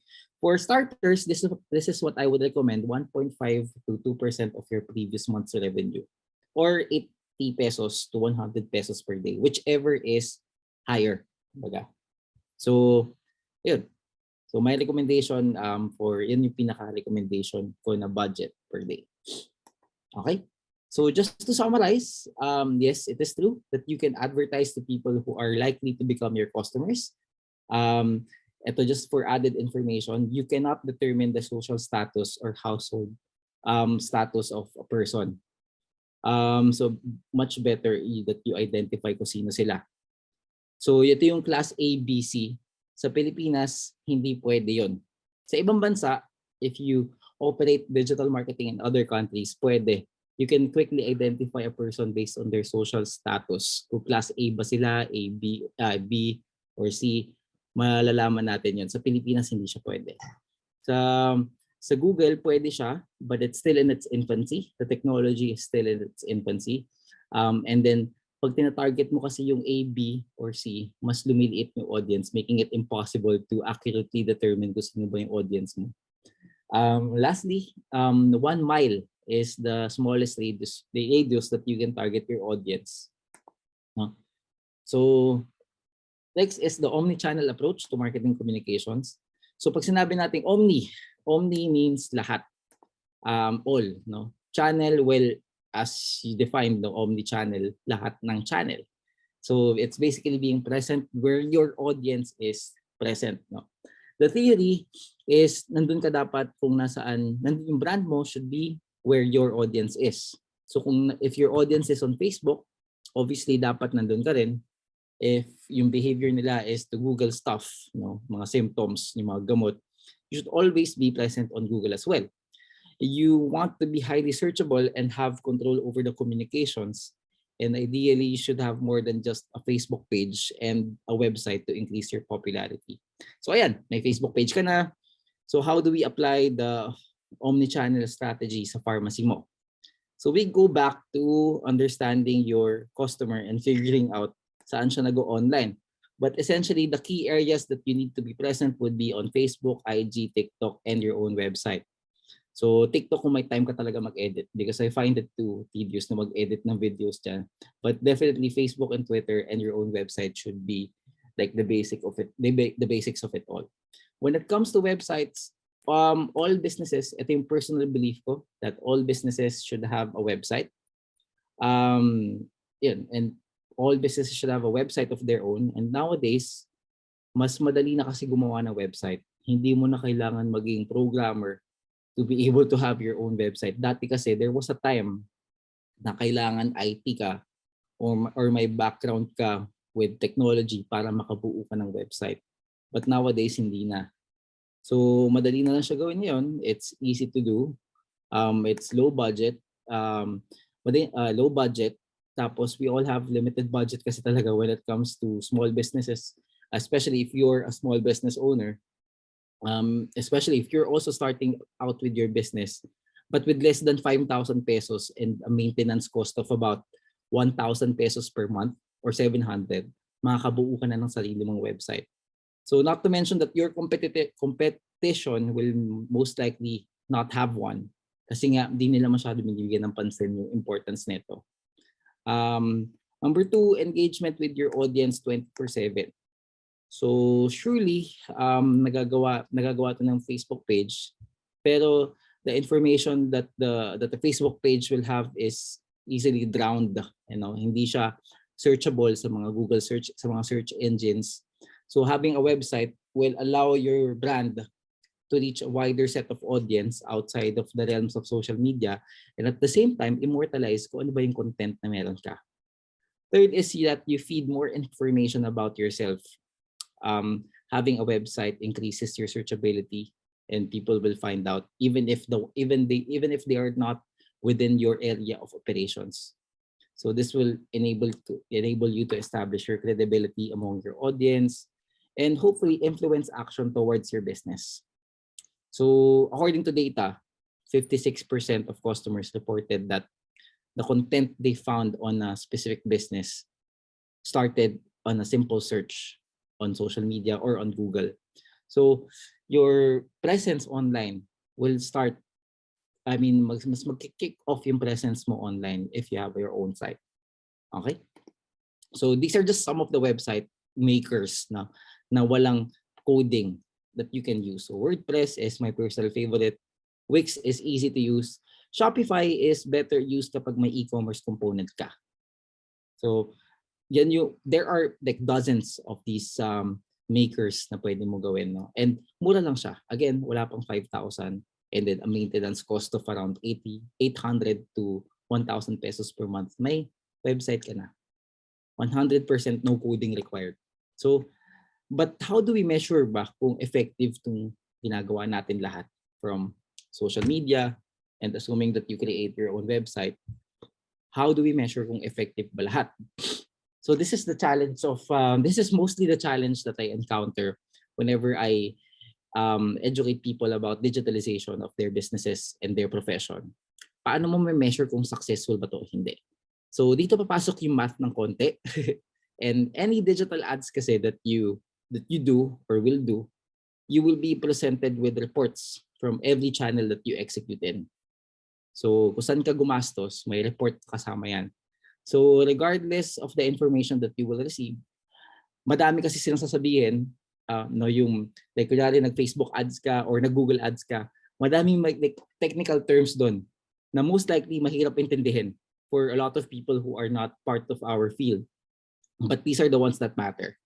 So reach, the number of people essentially, impressions, the number of heads, number of Facebook unique accounts, number of people, number of heads, kumbaga. Impressions is the number of times your material is seen. So ito, number of heads, ilang tao, ito ilan beses nakita. So magkaiba yon. So ilan yung mata, ilan yung ulo. So that's the best way to understand it, no? The number of times your material is seen. And engagement, the number of times the user has taken action towards your material. So from here, you will compute for the interaction rate or engagement rate or click-through rate. So basta may rate. Basta may rate means yan yung grading system. So we use click-through rate kapag general measurement ng any advertisement. Engagement rate kapag within the Facebook universe. So sa Facebook lang mostly ginagamit to. So basta may rate, tandaan nyo. Sabi na may binigay, that's essentially a measurement telling you kung effective ba yung ginawa mong ads o hindi. So that brings me to the very essence of what makes digital advertising a very interesting form of marketing compared to the traditional ways of TV, radio, and print. So lahat kasi computed. Everything is measured and lahat may value, lahat nasusukat, and you would see in tangible numbers kung effective ba yung efforts mo o hindi. So just to summarize lang, be present where your customers are. So you measure effectiveness through impressions and reach. Now, impressions being the number of times ka nakita reach the number of people na nakakita. Ilan yung mata? Again, ilan yung mata pag impressions, ilan yung ulo kapag reach. Okay? So, and then CTR or ER, click-through rate or engagement rate, is a measure kung effective ba lahat ng marketing efforts mo sa butika mo or any businesses that you own. So, basta may rate, that's a measurement of your ads effectiveness. Okay? So, ito na yung last part. I'm nearing the end, but here are just some case studies na about pharmacies na who digitalized themselves, no? So there's this one pharmacy that I cannot disclose, which has 35 outlets and 5,000 SKUs, so 5,000 items, no? So this pharmacy chain was facing a challenge of keeping track of customers and defining who they are with the right approach towards connecting with them. So nagkaroon ng purchasing pattern. So the results is applying a purchasing pattern model. So kailangan kasi they need to keep track of their reselling, yung repurchasing nila ng customers nila sa pharmacy nila. And by identifying or by figuring out and having this deep level understanding of who their customers are, they have increased their yung retention nila by 70%. So obviously may CRM system tong pharmacy na to.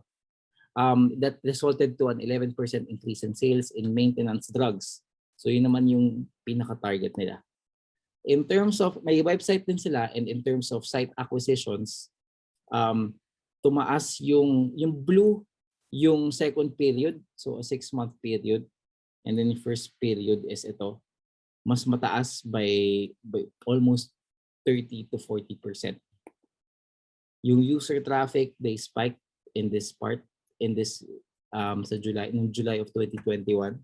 So yung traffic nila nag-increase. So people have been more interested with their business just because of a simple act of being present online. Nagkaroon ng interest, digital interest ng mga tao. So just some final notes lang before I end. Personal data is not collected for marketing purposes, no. So baka lumabas yan sa quiz. So 70% of users are on their mobile devices to access the net. Tandaan yung 147 minutes. So that's how much time a user spends on social media. So sites to remember, ito lang yung tatlo that I recommend. I'm not in any way connected to these website maker brands, pero I've used them, all of them. And okay naman sila for beginners, especially for people who doesn't know how to program or code. Very user-friendly. So users' social class, when it comes to identifying yung social class ng isang online person, so it is possible to find out gaano ba sila kayaman, kahirap, ano yung social class nila, but not in the Philippines. Available siya in other countries, but not here. No? So that's why it's better to understand digital habits nila that identifies them to be part of a specific class of people in the society. So engagement rate is basically the interactions divided by the reach times 100. So that's the main metric we use para to identify if your online marketing efforts are good or bad. Yeah. So just like any other presentation that I start, so there, thank you. Yan yung last slide palagi. So if you have any questions, feel free to email me at my work email or message me on Instagram or find me on Facebook. That's my full name. Right? Thank you very much, Sir Rods, for your time and effort for this lecture. Sigurado ako maraming natutunan ng ating mga participants for tonight. Ayan, I hope everyone agrees with me that Mr. Rodrigo Escobar lecture was very informative at napapanahon talaga. Ang galing, we can actually target our audience by describing how they potentially behave and their possible affiliations. So kaya pala kapag naghahanap ako ng kung anumang brand, biglang nagpa-pop out sa Rods. So ngayon, mas naiintindihan ko na kung bakit. So ayun, before we start, before the third poll, pwede bang pa-heart naman po sa ating mga pharmacists kung kayo po ay nakapag-download na ng ating PPD Clinic app? Or doon sa mga magda-download after ng app. Uy, si Ma'am Katrina, thank you so much. Miss Lovely, ang dami. Miss Alona, heart, heart, heart. Thank you so much. Ang dami na nakapag-download. I hope ang ating participants na 299 ay makapag-download kasi ito po ay malaking tulong po sa inyong practice. So anytime, anywhere, if you need to search for a certain drug, madali po para sa inyo. Ayan, Miss Cheryl, Miss Rosaline, ayan, marami na po. Hindi ko na po may shoutout lahat, pero thank you so much po sa inyo pong support sa PPD Clinic. I-download nyo lang po yan and you will see how beneficial it in your practice. Ayan po. Before we start with our Q&A, konting break lang. Ang break po natin ay poll number 3. Ayan po, poll number 3. The question is, do you think you'll be able to apply the lessons you gained tonight in your current job? Oh, you have 3 choices. Definitely, yes. The information I got tonight will help me improve how I do my job. Choice number 2, definitely yes. Yes, the information that was shared tonight is very useful in my profession and somehow applicable to my current job. And choice number 3, not certain. I feel that some of the information is not useful now, but it might be for my future reference. Ayan po, continue lang po ang pag-send ng heart. A heart means you downloaded the PPD Clinic or you will plan to download after our event. Miss Marian, 5 hearts. All right. Miss Karen. Uy, Miss Jennifer Lega. Ang daming heart nito 11 hearts. All right. Nako, thank you so much. Kahit na medyo ginagabi na tayo, kami po ay natutuwa sa Medicom Pacific na kayo po ay gagamit ng ating PPD Clinic app. Miss Vicar, thank you so much sa heart. Miss Naomi, Miss Chari. Oh, 15 hearts kay Mary Ann Cindy. Ayan. Thank you po. So habang nag-send ng hearts, yung mga questions po, you can put it in our Q&A section. 12 hearts naman para kay Miss Ruby Rosa. Oh, 5, 10, 15, 20. Ang dami na pala. Mga 30 hearts na to. So ayun po, i-share nyo po itong ating PPD Clinic sa inyo pong mga co-pharmacists na hindi po naka-attend for tonight. And kayo na rin po ang mismong mag-send ng message ng kung ano po ang nangyari sa ating event. And para po ma-inspire ang inyo pong mga kasamang pharmacists to join in our next webinar. So hintayin po natin ang ating sagot sa ating poll. Definitely yes, the information I got tonight will help me improve how I do my job. Mga ilang percent kaya to? Or ilang percent kaya ang not certain? I feel that some of the information is not useful now, but it might be for my future references. So habang naghahanda po ang ating mga experts sa pagsagot ng inyong mga tanong, continue lang po ang pag-download ng PPD Clinic app. And please endorse our PPD Clinic app sa inyong mga pharmacy, sa inyo pong hospital or sa inyo pong drugstores. Ayan na, lumalabas na. Or and po ang ating QR code. So you can para sa mga hindi pa po nakakapag-download, you can scan our QR code to download our PPD pharmacy.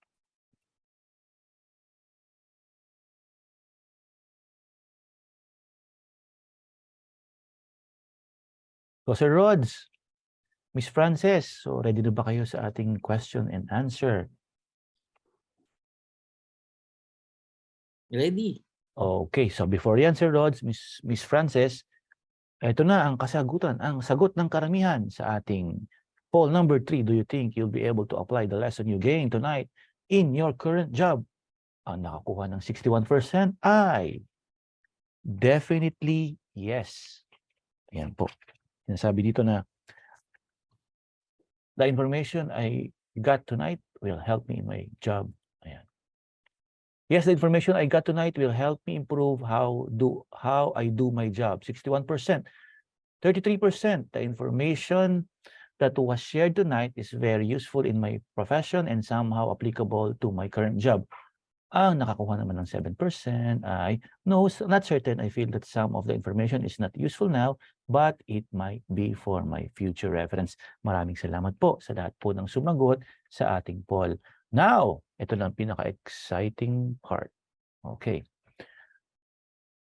So, paano ba ang mga speakers? So, hindi ko na po alam kung kanino ko po i-address. So, feel free, Miss Frances, Sir Rods, kung sino pang sasagot. Question number 1, how do we differentiate digital pharmacy and telepharmacy? Medyo nakakalito ah. Or can they be used interchangeably? Ayan po. Sige po, ako na lang po muna. Sige po, Miss Frances. So, digital pharmacy, no, is technically digital health na ginagawa natin sa pharmacy profession. So, that includes telepharmacy using wearable technologies.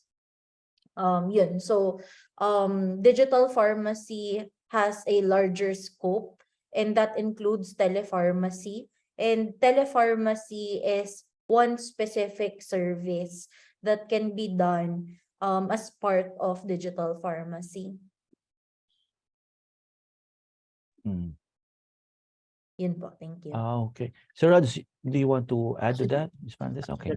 That was a Okay. question more applicable to Ms. Yes, I agree. Miss Frances, thank you so much. Question number 2, compared to the other Southeast Asian countries, how is the general status of digital health pharmacy in the Philippines in terms of helping with providing health services? How can we pharmacists in the community or hospital help with adapting with the changing times? Sige po, ako din po. Siguro instead of differentiating between among countries in Southeast Asia, it would be easier to differentiate it by income class.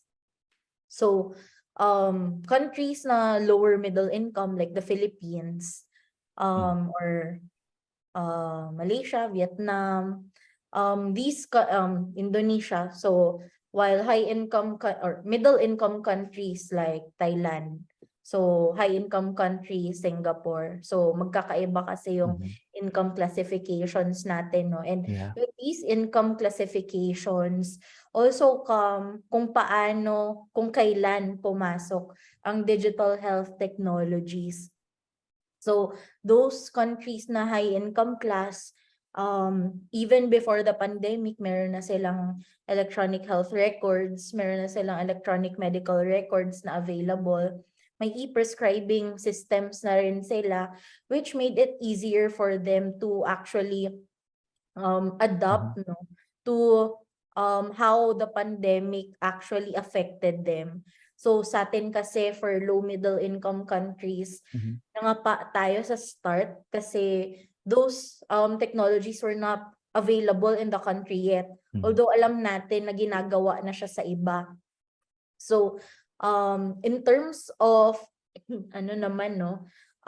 how pharmacists can adapt to the changing times. Changing times, yeah. That would actually be based on what type of interventions you are willing to do. So, for example, maraming hospitals na sa Pilipinas ngayon ay nag-a-adopt ng and also in terms of innovations, how you want to adopt in innovations and how you want to actually set apart a part of your the income of your establishment to actually buy that kind of product. So for example, pwedeng magkaroon ng ng EMR ang isang ospital na may requirement na ang pharmacist dapat mag-sign off sa pag-administer, or every time na kumukuha ang pharmacist ng gamot sa gondola ay may kailangan siyang pindutin before siya actually pwedeng lumabas. So those are examples of medication safety measures that we can do that are actually also part of digital health technologies. So nakaka-affect kung willing ka mag-invest in those types of technologies or not. In the community naman, sa mga usual na mga ginagawa natin ngayon, or even those that are at least required by law that pharmacists should do, like keeping patient medication profiles. 'Di ba sa bagong pharmacy law, required na supposedly ang mga community pharmacies na mag-keep ng PMPs. But most pharmacies don't do that yet kasi wala pa naman, hindi pa, walang parang instructions on how we're going to do it. And dahil wala pang mga ganun, parang hindi pa tayo equipped to actually start. But actually, kung kayo mismo in your pharmacy want to do it, then you can start by keeping track of records through at least Excel para na makip ninyo kung ano yung mga gamot ng patients. And with that, nagsisimula na din kung paano or gaano ka in-depth yung nagagawa niyong counseling sa patients ninyo na dumadating sa mga pharmacy ninyo. So I think that is one of the most important things, no, na kailangan maintindihan ng pharmacists kung bakit kailangan natin mag-keep ng data in our pharmacies relating to patient medication records para na mas maganda yung information na nabibigay natin sa mga pasyente in terms of how they use their medications. Ayun po. Thank you. Oh, thank you very much, Ms. Frances. I agree with you, no? So comparing with our counterpart, ng mga first world na sa Southeast Asian countries, so medyo at par talaga ang Philippines.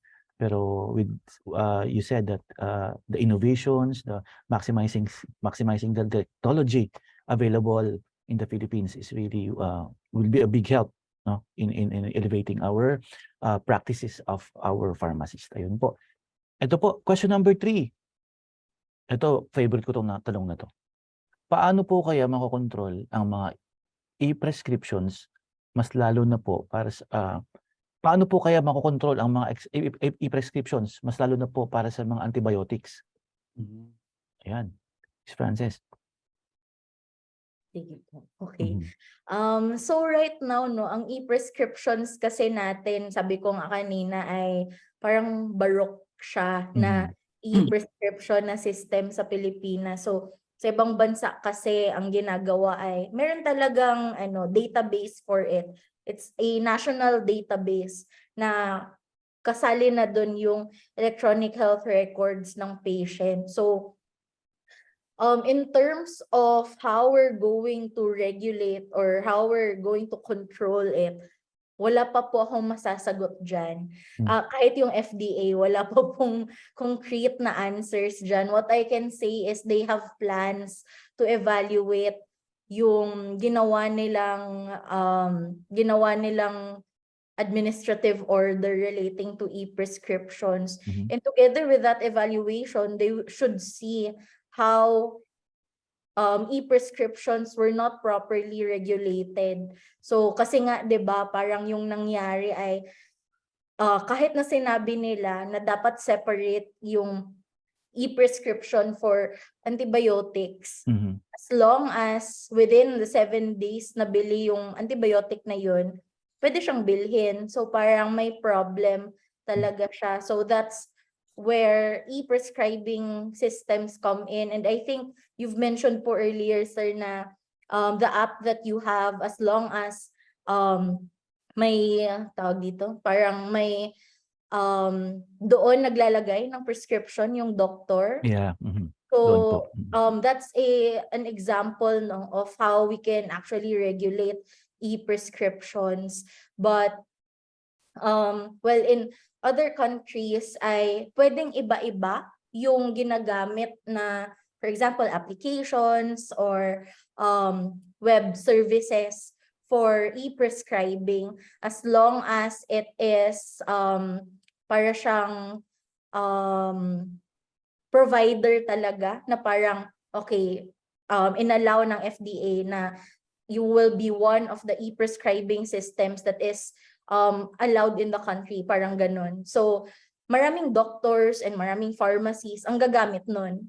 And dapat tanggalin na din ng FDA yung e-prescribing na parang picture lang ng prescription para na they can actually make sure na hindi na siya magagamit ulit. Kasi as long as there are quality control measures which should be available kapag meron tayong app or meron tayong web-based na system, ay mas maayos yung magiging regulation. But again, as of now, wala pa pong ganun. So, ayun. Hopefully, after they evaluate the legislation, ay may magbago na. Thank you very much, Miss If Frances. I may add, no? Yeah, Uh, Mr. Ang Rods. daming mga private companies nowadays na who have the resources and technology to innovate the entire system of tracking, especially when it comes to the question being asked about antibiotics. No, although these things are still in its infancy, and which only started at the start of the pandemic or at the middle of the pandemic. So slowly nag-adapt na yung mga private sector into developing products that cater to this kind of challenge in a pharmaceutical setting nga, no. In particular, there are apps na sa PPD clinic, for example. Yung PPD clinic for pharmacists, have each prescription has their own unique QR code, wherein at the retail setting, at the point of sale mismo, the pharmacist can easily scan the prescription using the app and see if the medicines there or the actual prescription is still valid or not, or within the time frame. So I think it's just a matter of strict implementation of the, nga yung sinasabi ni Ms. Ngo na yung 7-day na window time for antibiotics to be bought by the patient from the time the prescription was issued.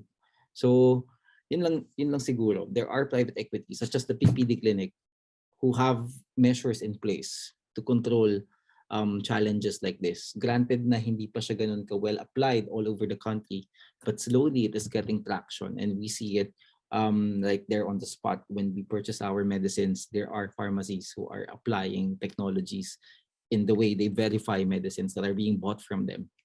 So yun lang. Yeah, thank you so much, Sir Rods, Miss Frances.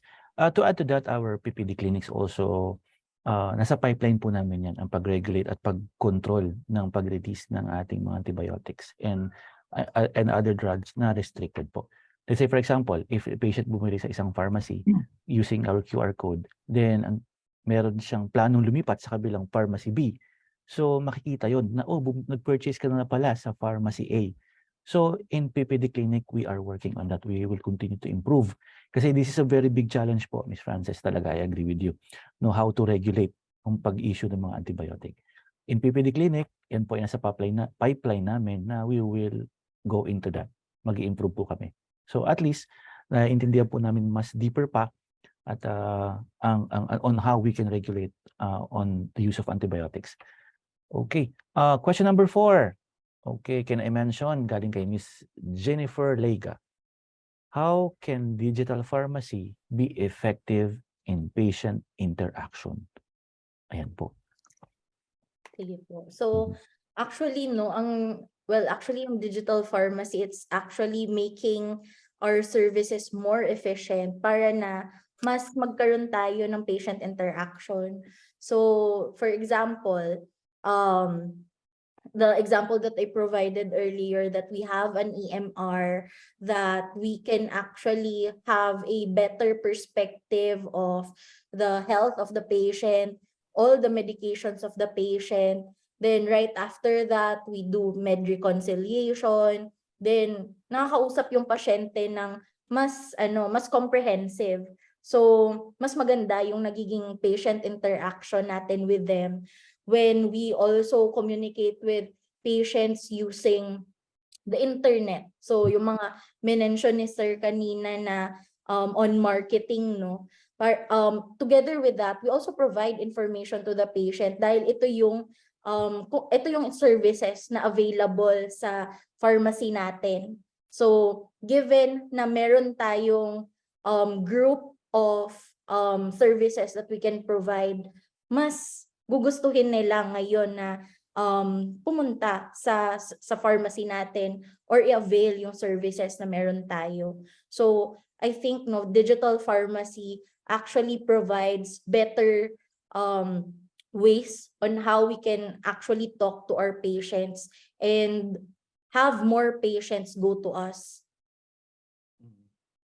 Yes. Just to Yes, Sir add Rods? Okay. lang din, I think not just in a pharmaceutical or pharmacy setting, when we add the term digital into anything that we do, everything becomes a lot more convenient, di ba? From the way we conduct shopping, di ba? Dati kapag may kailangan tayong item, pupunta tayo sa mall, sa tindahan. Nowadays, you can simply buy something online through a couple of taps on your phone. So anything digital, mas napapadali yung life natin. So if the question is, how can digital pharmacy be effective in patient interaction? It can be achieved in like a lot of ways, as mentioned nga by Ms. Ngo. It's the basic interaction between patient and the pharmacist can all be done online, like a virtual setting. Even the webinar that we're having, there was a time na webinars like this, the word webinar doesn't even exist. If you wanna add points to your CPD, if you wanna attend mga classes, it should be done online. Magpaparent ka pa ng classroom, di ba? Pupunta ka pa, magpa-park ka pa, kakain ka pa sa labas. I mean, there's a lot of like physical movement that needs to happen. Unlike this na digital lang lahat and you achieve basically the same thing. So ganun din, I think, in a pharmacy setting. So patient education is done digital, which is part of digital health, no? Medication counseling, reminders kung yung gamot mo paubos na ba, I mean, or even when you have like a private pharmacist monitoring your intake of medicines, like all of those can be done digitally. So what used to be pen and paper can now be done by a few taps, and with AI involved nowadays, mas madali na siya. You can easily be reminded of the things that you need to be doing. So ayun lang po. Yeah, thank you, Sir Rods. Yes, I agree with you. Digital pharmacy is a way of increase the efficiency of patient and pharmacist relationship, more patient interaction, and aside from that, may option si patient na kung paano niya gusto makipag-communicate sa kanyang mga healthcare professionals. So, ayun po. And of course, because we are into digital na, nakakatuwa yan kasi you can also, di ba, sana dumating tayo sa panahon na madaling i-monitor yung ating mga stocks ng ating mga medicine, di ba, Miss Frances, ano? So, ayun po. Question number 5. So, sana okay lang po. Kaya po ba to, Sir Rods and Miss Frances? Mga 100 questions pa to. So, shout out sa ating 301 participants. Kapit lang, matatapos natin to. Okay, question number 5. Are there digital health used for community pharma already? Is it the ones same used in the hospital, or are there differences also in implementing? Thank you very much. Paano yun, ma'am? I think yung pinaka nakikita po ngayon for community pharmacies is on e-commerce. Yeah. Since meron na tayong online pharmacies ngayon like MedGrocer, MedExpress, marami pang nagpa-pop up ngayon ng mga online pharmacies, and traditional pharmacies now have, 'di ba, meron sa available sa Lazada, available sa Shopee. So they diversified their portfolio such that hindi na lang sila nagiging available sa yung usual na brick and mortar na mga pharmacies. And that's quite different with hospital pharmacies kasi syempre, ang hospital pharmacies, ang kinikater nila ay dun lang sa institution nila ng mga patients. So, ayun. So there's quite a difference on how community pharmacies actually use digital health technologies para na mag-increase yung nagiging reach nila. Ayun, yung mga tinuro ni Sir kanina. And siguro in addition to that, yung may question din na, wait lang po, let me just check. May question on using digital marketing of pharmacy, kung may additional ba na FDA registration yun. So actually, it's not a new FDA registration. You'll just need to apply for anong tawag dito? Major variation dahil meron kang additional service sa pharmacy mo. So it's just an addition to your yung LTO mo ngayon. So ano lang siya, an additional application. So you don't need to apply for a new LTO. Pero kailangan pa rin i-inform ang FDA that you have a new service that you are providing. Sir Okay. Rods, you have anything to add? Ay, wala naman na. So, Yeah, Miss Frances, I agree with you, no? So, e-commerce, online pharmacy, we are into that na. Lahat talaga nasa app na lang natin. In our PPD clinic, so, ikwento ko lang to. So, after ni doctor and patient mag-consultation, then syempre mag-i-issue ng electronic prescription. In our PPD clinic, you can also place your order. We have our partner na pwedeng mag-deliver ng inyong medicine. So, ganun po ang ating PPD clinic, one-stop shop from consultation, issuing electronic prescription. Pag hindi kayang lumabas ni pasyente, he or she can place her order doon sa ating PPD clinic app. So, ganun po. Nag-adapt kagad ang ating technology sa pangangailangan ng ating mga pasyente. Ms. Frances, another question. Okay. Ito po. Do you think our society, lalo na po yung mga CND group, ethnic, poorest of the poor, will be able to embrace or adapt to digital technology innovations with questions of accessibility? Alam niyo naman po, ma'am, ibang probinsya natin, medyo mahina ang ating connectivity. And economics and universality, can universal health care adapt it? Tama ba, UHC? Si Francis? Tama ba? UHC, universal healthcare, di ba? Ayan, sige po. Universal healthcare po, okay. Siguro I'll give an example. So, our university also has a partner community. So, we have a community health development program. So, sa college namin, ako rin po yung gumagawa nun. Pero anyway, meron kaming community sa Cavite, which are mostly, it's a interlocal health zone. So, most of the municipalities in that ILHZ are fourth class municipalities. So basically ay mahina yung access sa internet, walang masyadong signal kapag pumupunta doon. Kahit Jollibee wala po doon. Ay, wala Jollibee? Oo. So parang mahirap po talaga ang buhay doon. Pero anyway, we're helping their RHU. So we're deploying our students there. And yung students namin, sila actually yung gumawa. Gumawa sila ng online na database for that RHU para na ma-connect sila sa mga barangay health stations. Since yung mga barangay health stations, kailangan din ng gamot. So, pwedeng maghatid ng gamot doon kapag may patients na kailangan, or ginagamit din yung data doon sa online na database para makita kung may available pa bang stock. And since may mga specific na mga DOH programs, no, na may additional service pang kailangan ibigay sa patients, like programs on NCDs like hypertension, diabetes. So kailangan mabigyan ang patient ng additional na counseling tungkol sa mga gamot niya. So given na meron silang ganong database, mas madali nilang naka-counsel yung patient. So I've observed how our students did it and how the pharmacist in that specific butika ng barangay and that specific dispensary actually did it. And it's from my perspective, gumagana naman po siya. And using an online na database is already a start. And for UHC, no, when there are already next year ay magkakaroon na ng changes in different rural health units na they will be required to keep an electronic medical record.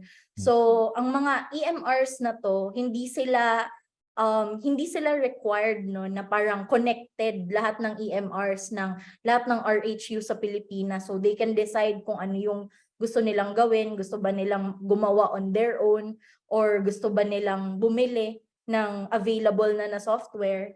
And since it is already required para na makakuha sila ng benefits from the DOH and from PhilHealth, they will need to adapt to it. So most of the RHUs ngayon, meron na silang internet connection, meron na silang mga computers na available sa tawag dito, sa health center nila. So I think in terms of how they will adapt, meron na silang capability. It's more on who they're going to train to actually do it and to increase their capacity. So kailangan, for example, mas maraming computers, dapat umabot na sa barangay level yung databases that are available na nasa rural health unit pa lang. So ayun po, I think the Philippines is on track to actually be more digital health ready. Oh, at least, di ba? Philippines is on track to be digitally healthcare ready. Miss Francis, question ko lang, paano po ba yun? Talagang required po ba mga pharmacists to do community services? Corporate social responsibility ba? Yung mga outreach program, paano ba yan? Or voluntarily talaga? Kung sa mga specific po na mga private na mga pharmacies, well, sa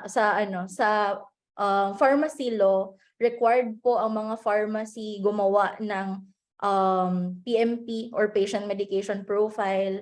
Required po silang mag-counseling sa patients. Ayun. So in terms of pharmacies, required din silang mag-collect ng adverse drug reactions na monitoring. So in terms of those kinds of services, yun po yung mga basic dapat na nagagawa sa mga pharmacy. Although I'm not sure if nagagawa po talaga siya.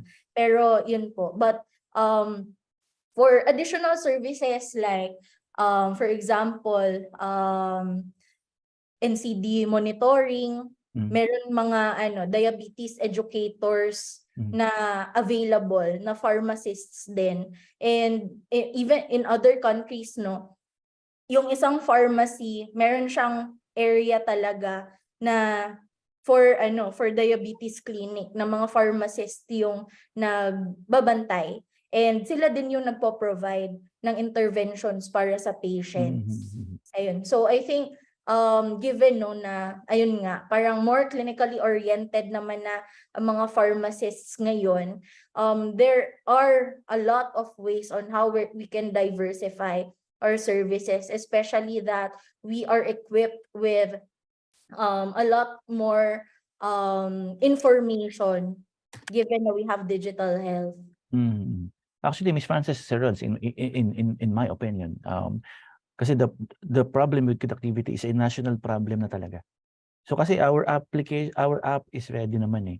Like for example, I would like to mention this to everyone that our PPD clinic app was got an endorsement from Department of Health that we met the requirements na dapat na they are endorsing it na gamitin ito sa level ng LGUs.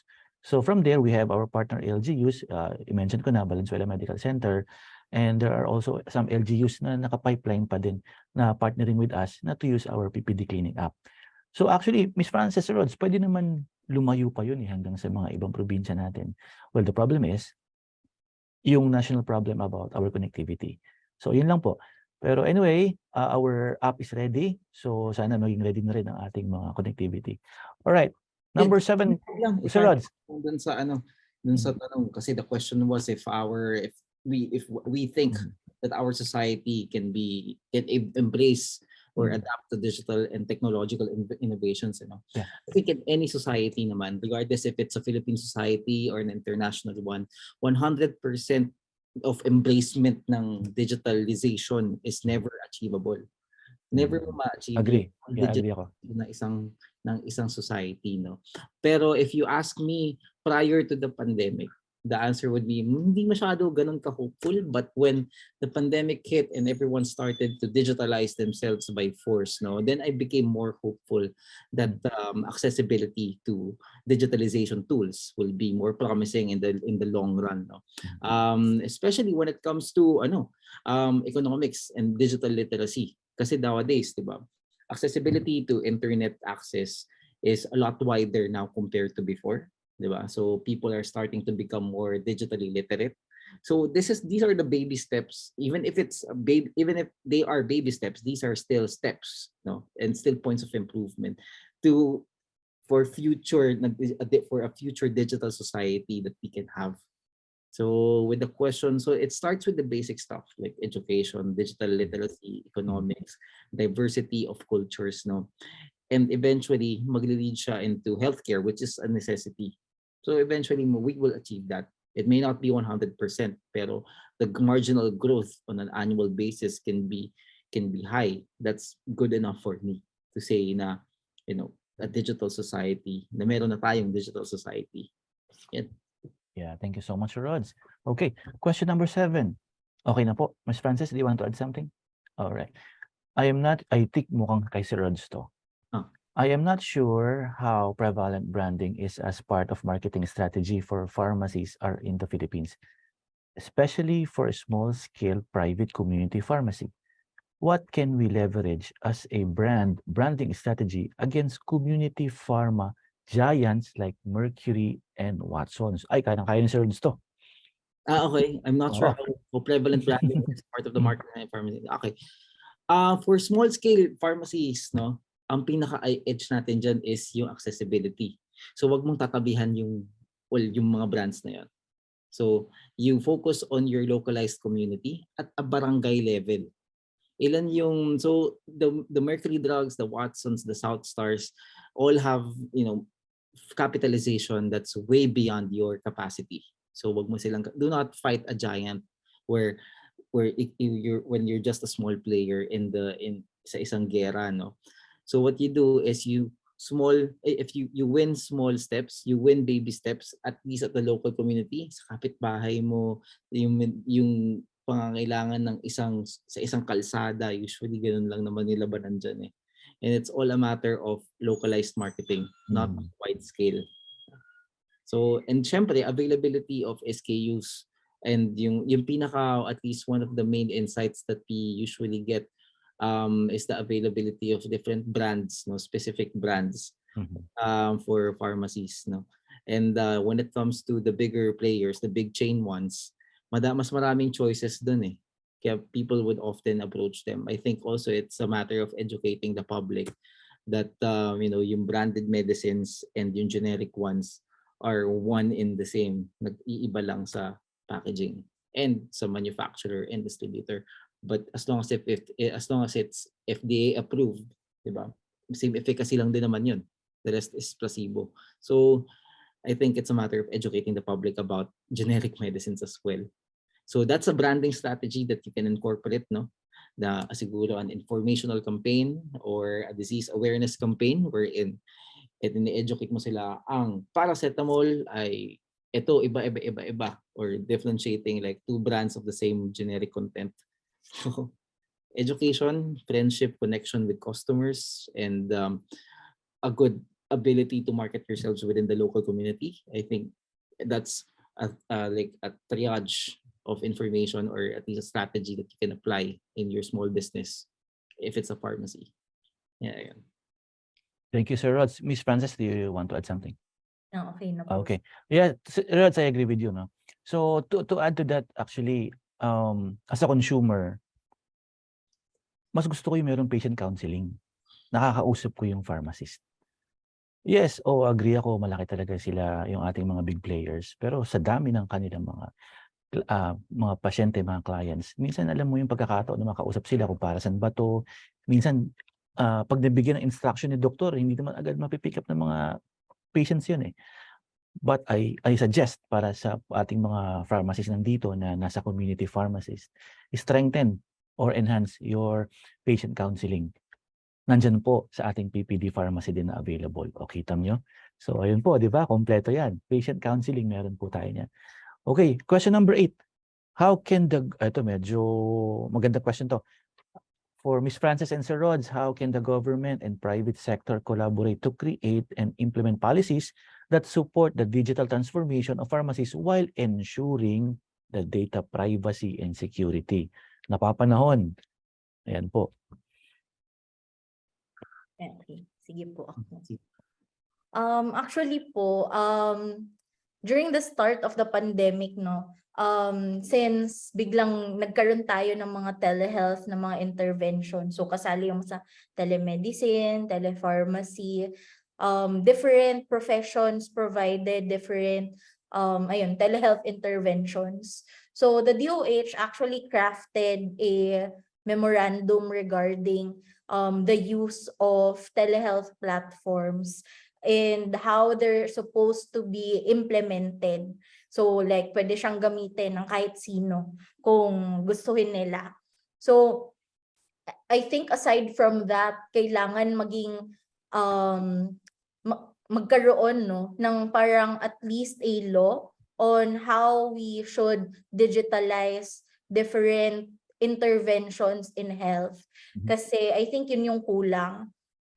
And dahil memo lang siya sa DOH, hindi siya required na ma-implement. If it's a law, kailangan na siyang gawin ng lahat. And that includes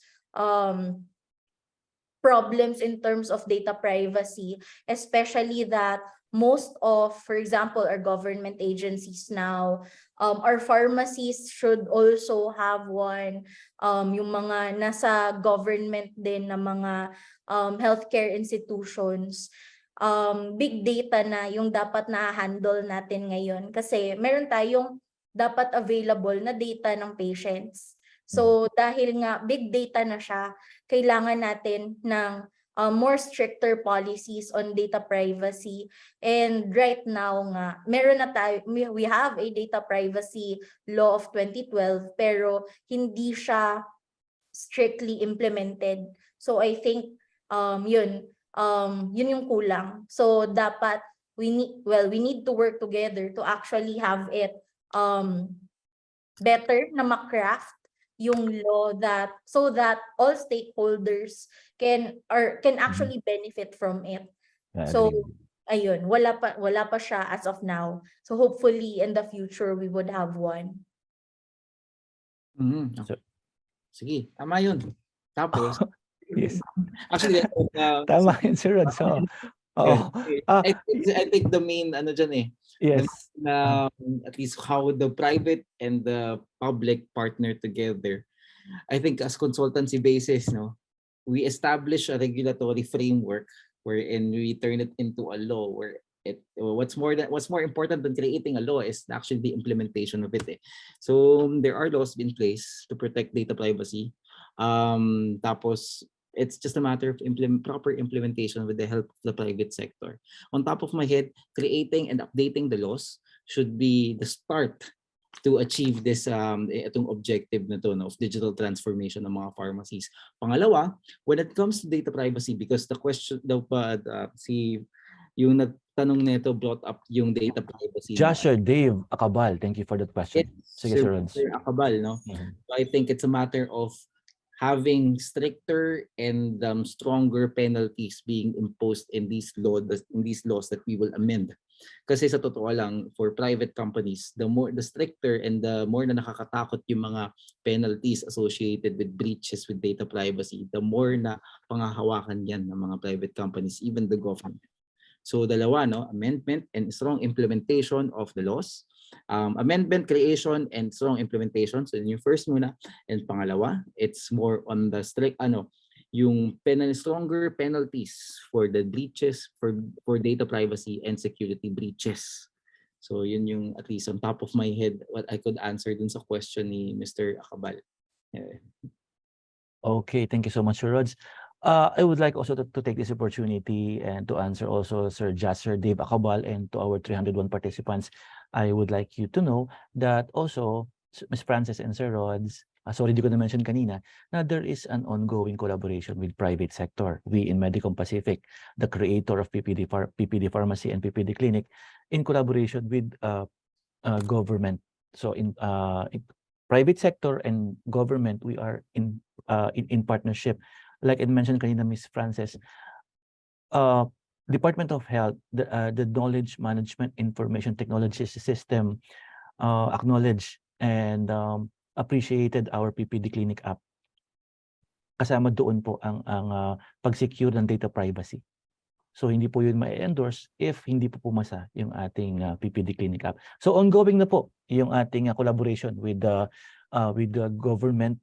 Again, nandun po kami sa LGU level para makatulong po ang ating app hanggang sa barangay level. Okay, question number 9, Sir Benedict Dior Ang. Is there an existing field of digital pharmacy that is specific to the practice of clinical informatics, clinical decision support system for clinical decision making for pharmacotherapy in the Philippines? Oh, medyo nahirapan ako doon. Puro decision pala to, Miss Frances, ikaw na mag-decide. Paano ba? Kasi hindi ako pala decision kaya ikaw na, Miss Frances. Siguro po ang masasabi ko ay sa Sige po. sa UP Manila. So meron kaming Masters in Health Informatics that covers as well pharmacy informatics. So it's a master's degree, it's a program under the College of Medicine. In our college, so sa College of Pharmacy, sa undergraduate namin, I think it's a requirement na for all pharmacy schools na magkaroon ng drug information na course. But our course is on evidence-based medicine and drug information. So I think mas mas useful siya since we are able to assess kung ano yung mga pinaka-appropriate na mga health interventions based on literature. And we use what we learned from that subject to integrate that in our pharmacotherapy subjects. So sa college din po namin, I think ang usual din sa Philippines ay isa lang yung pharmacotherapy na subject. But in our college, we have, I think, 7 or 8 pharmacotherapy subjects where we are required to actually look at different literature to arrive to a conclusion kung ano yung dapat ibigay na intervention sa patient.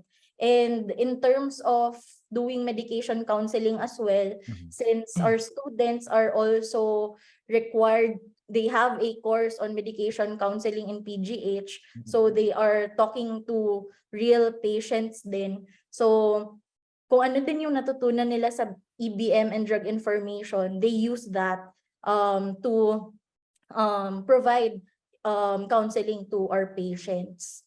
So I think po, in terms of education din, there is also different ways to make it better, especially throughout all the schools in the Philippines, so that mas na i-implement talaga ng students yung kung ano yung mga natutunan nila sa mga lower year courses nila.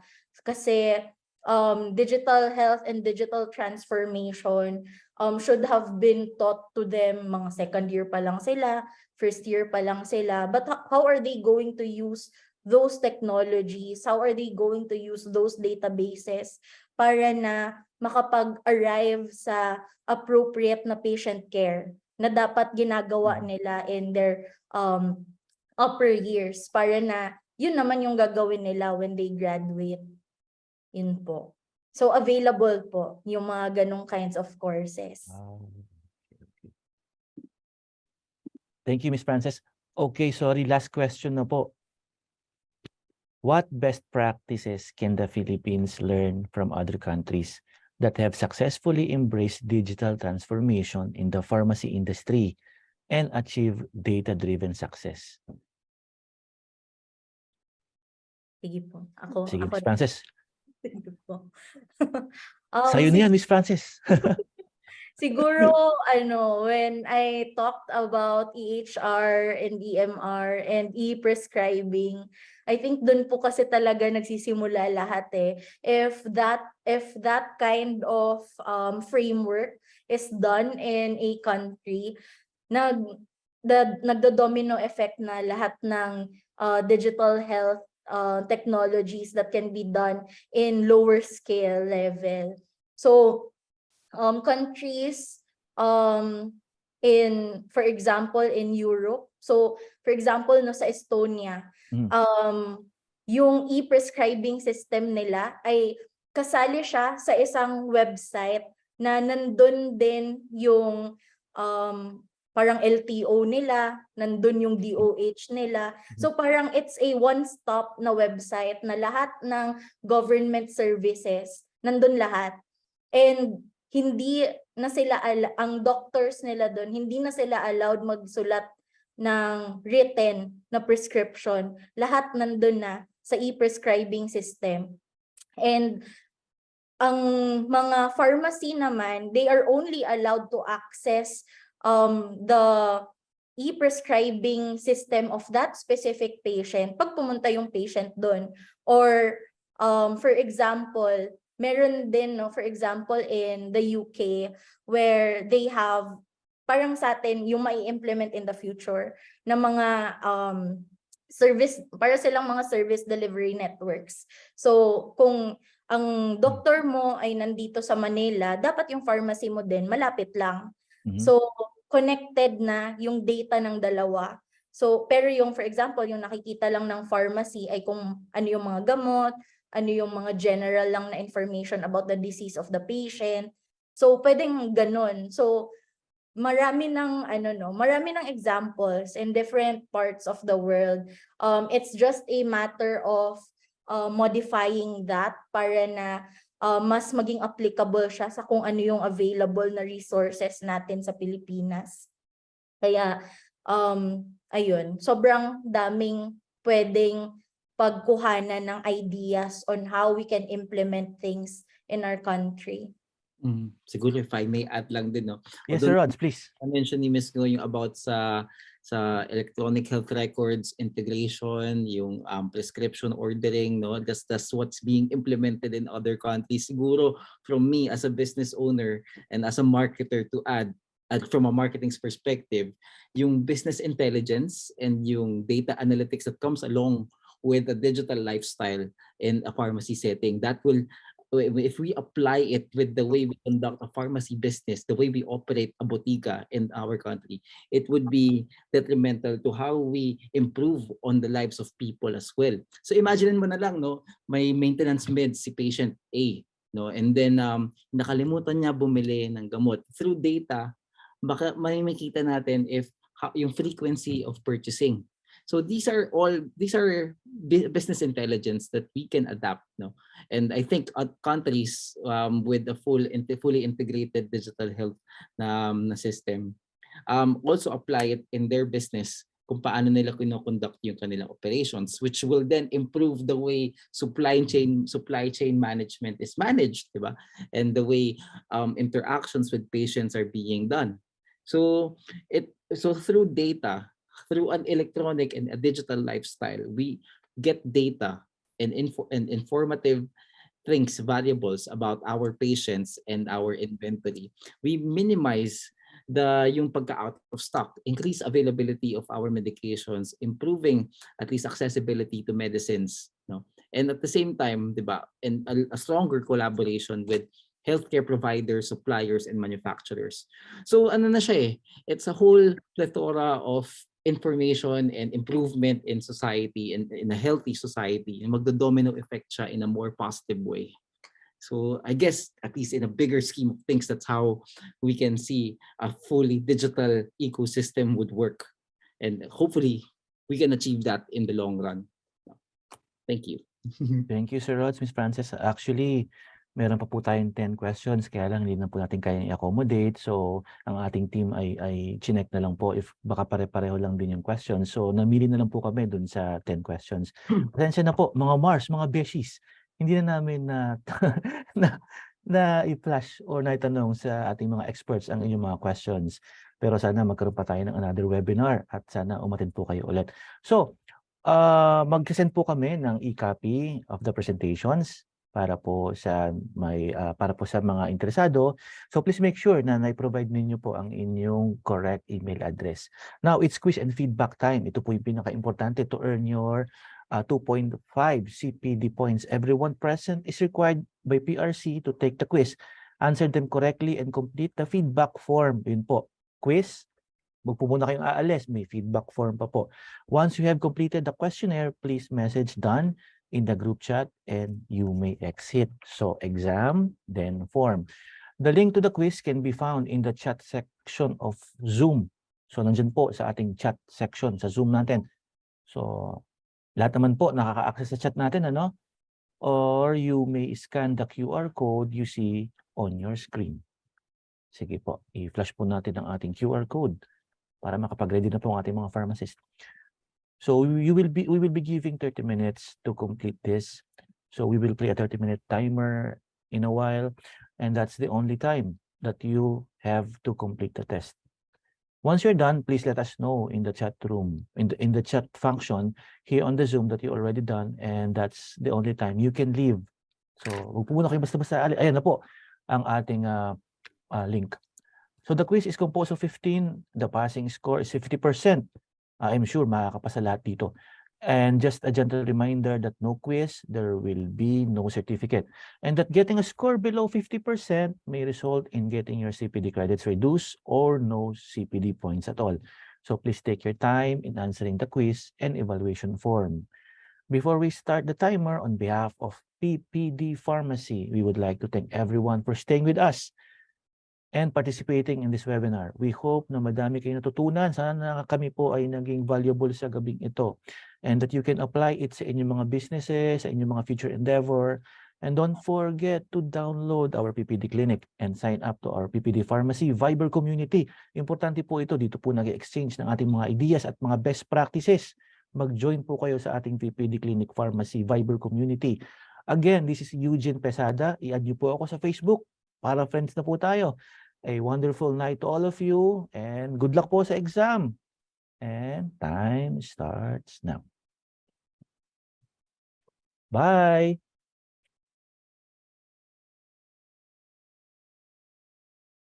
Sana yung ating timer starts now. So maraming salamat mga Mars at mga Beshies at sana nag-enjoy kayo. So, thank you rin po.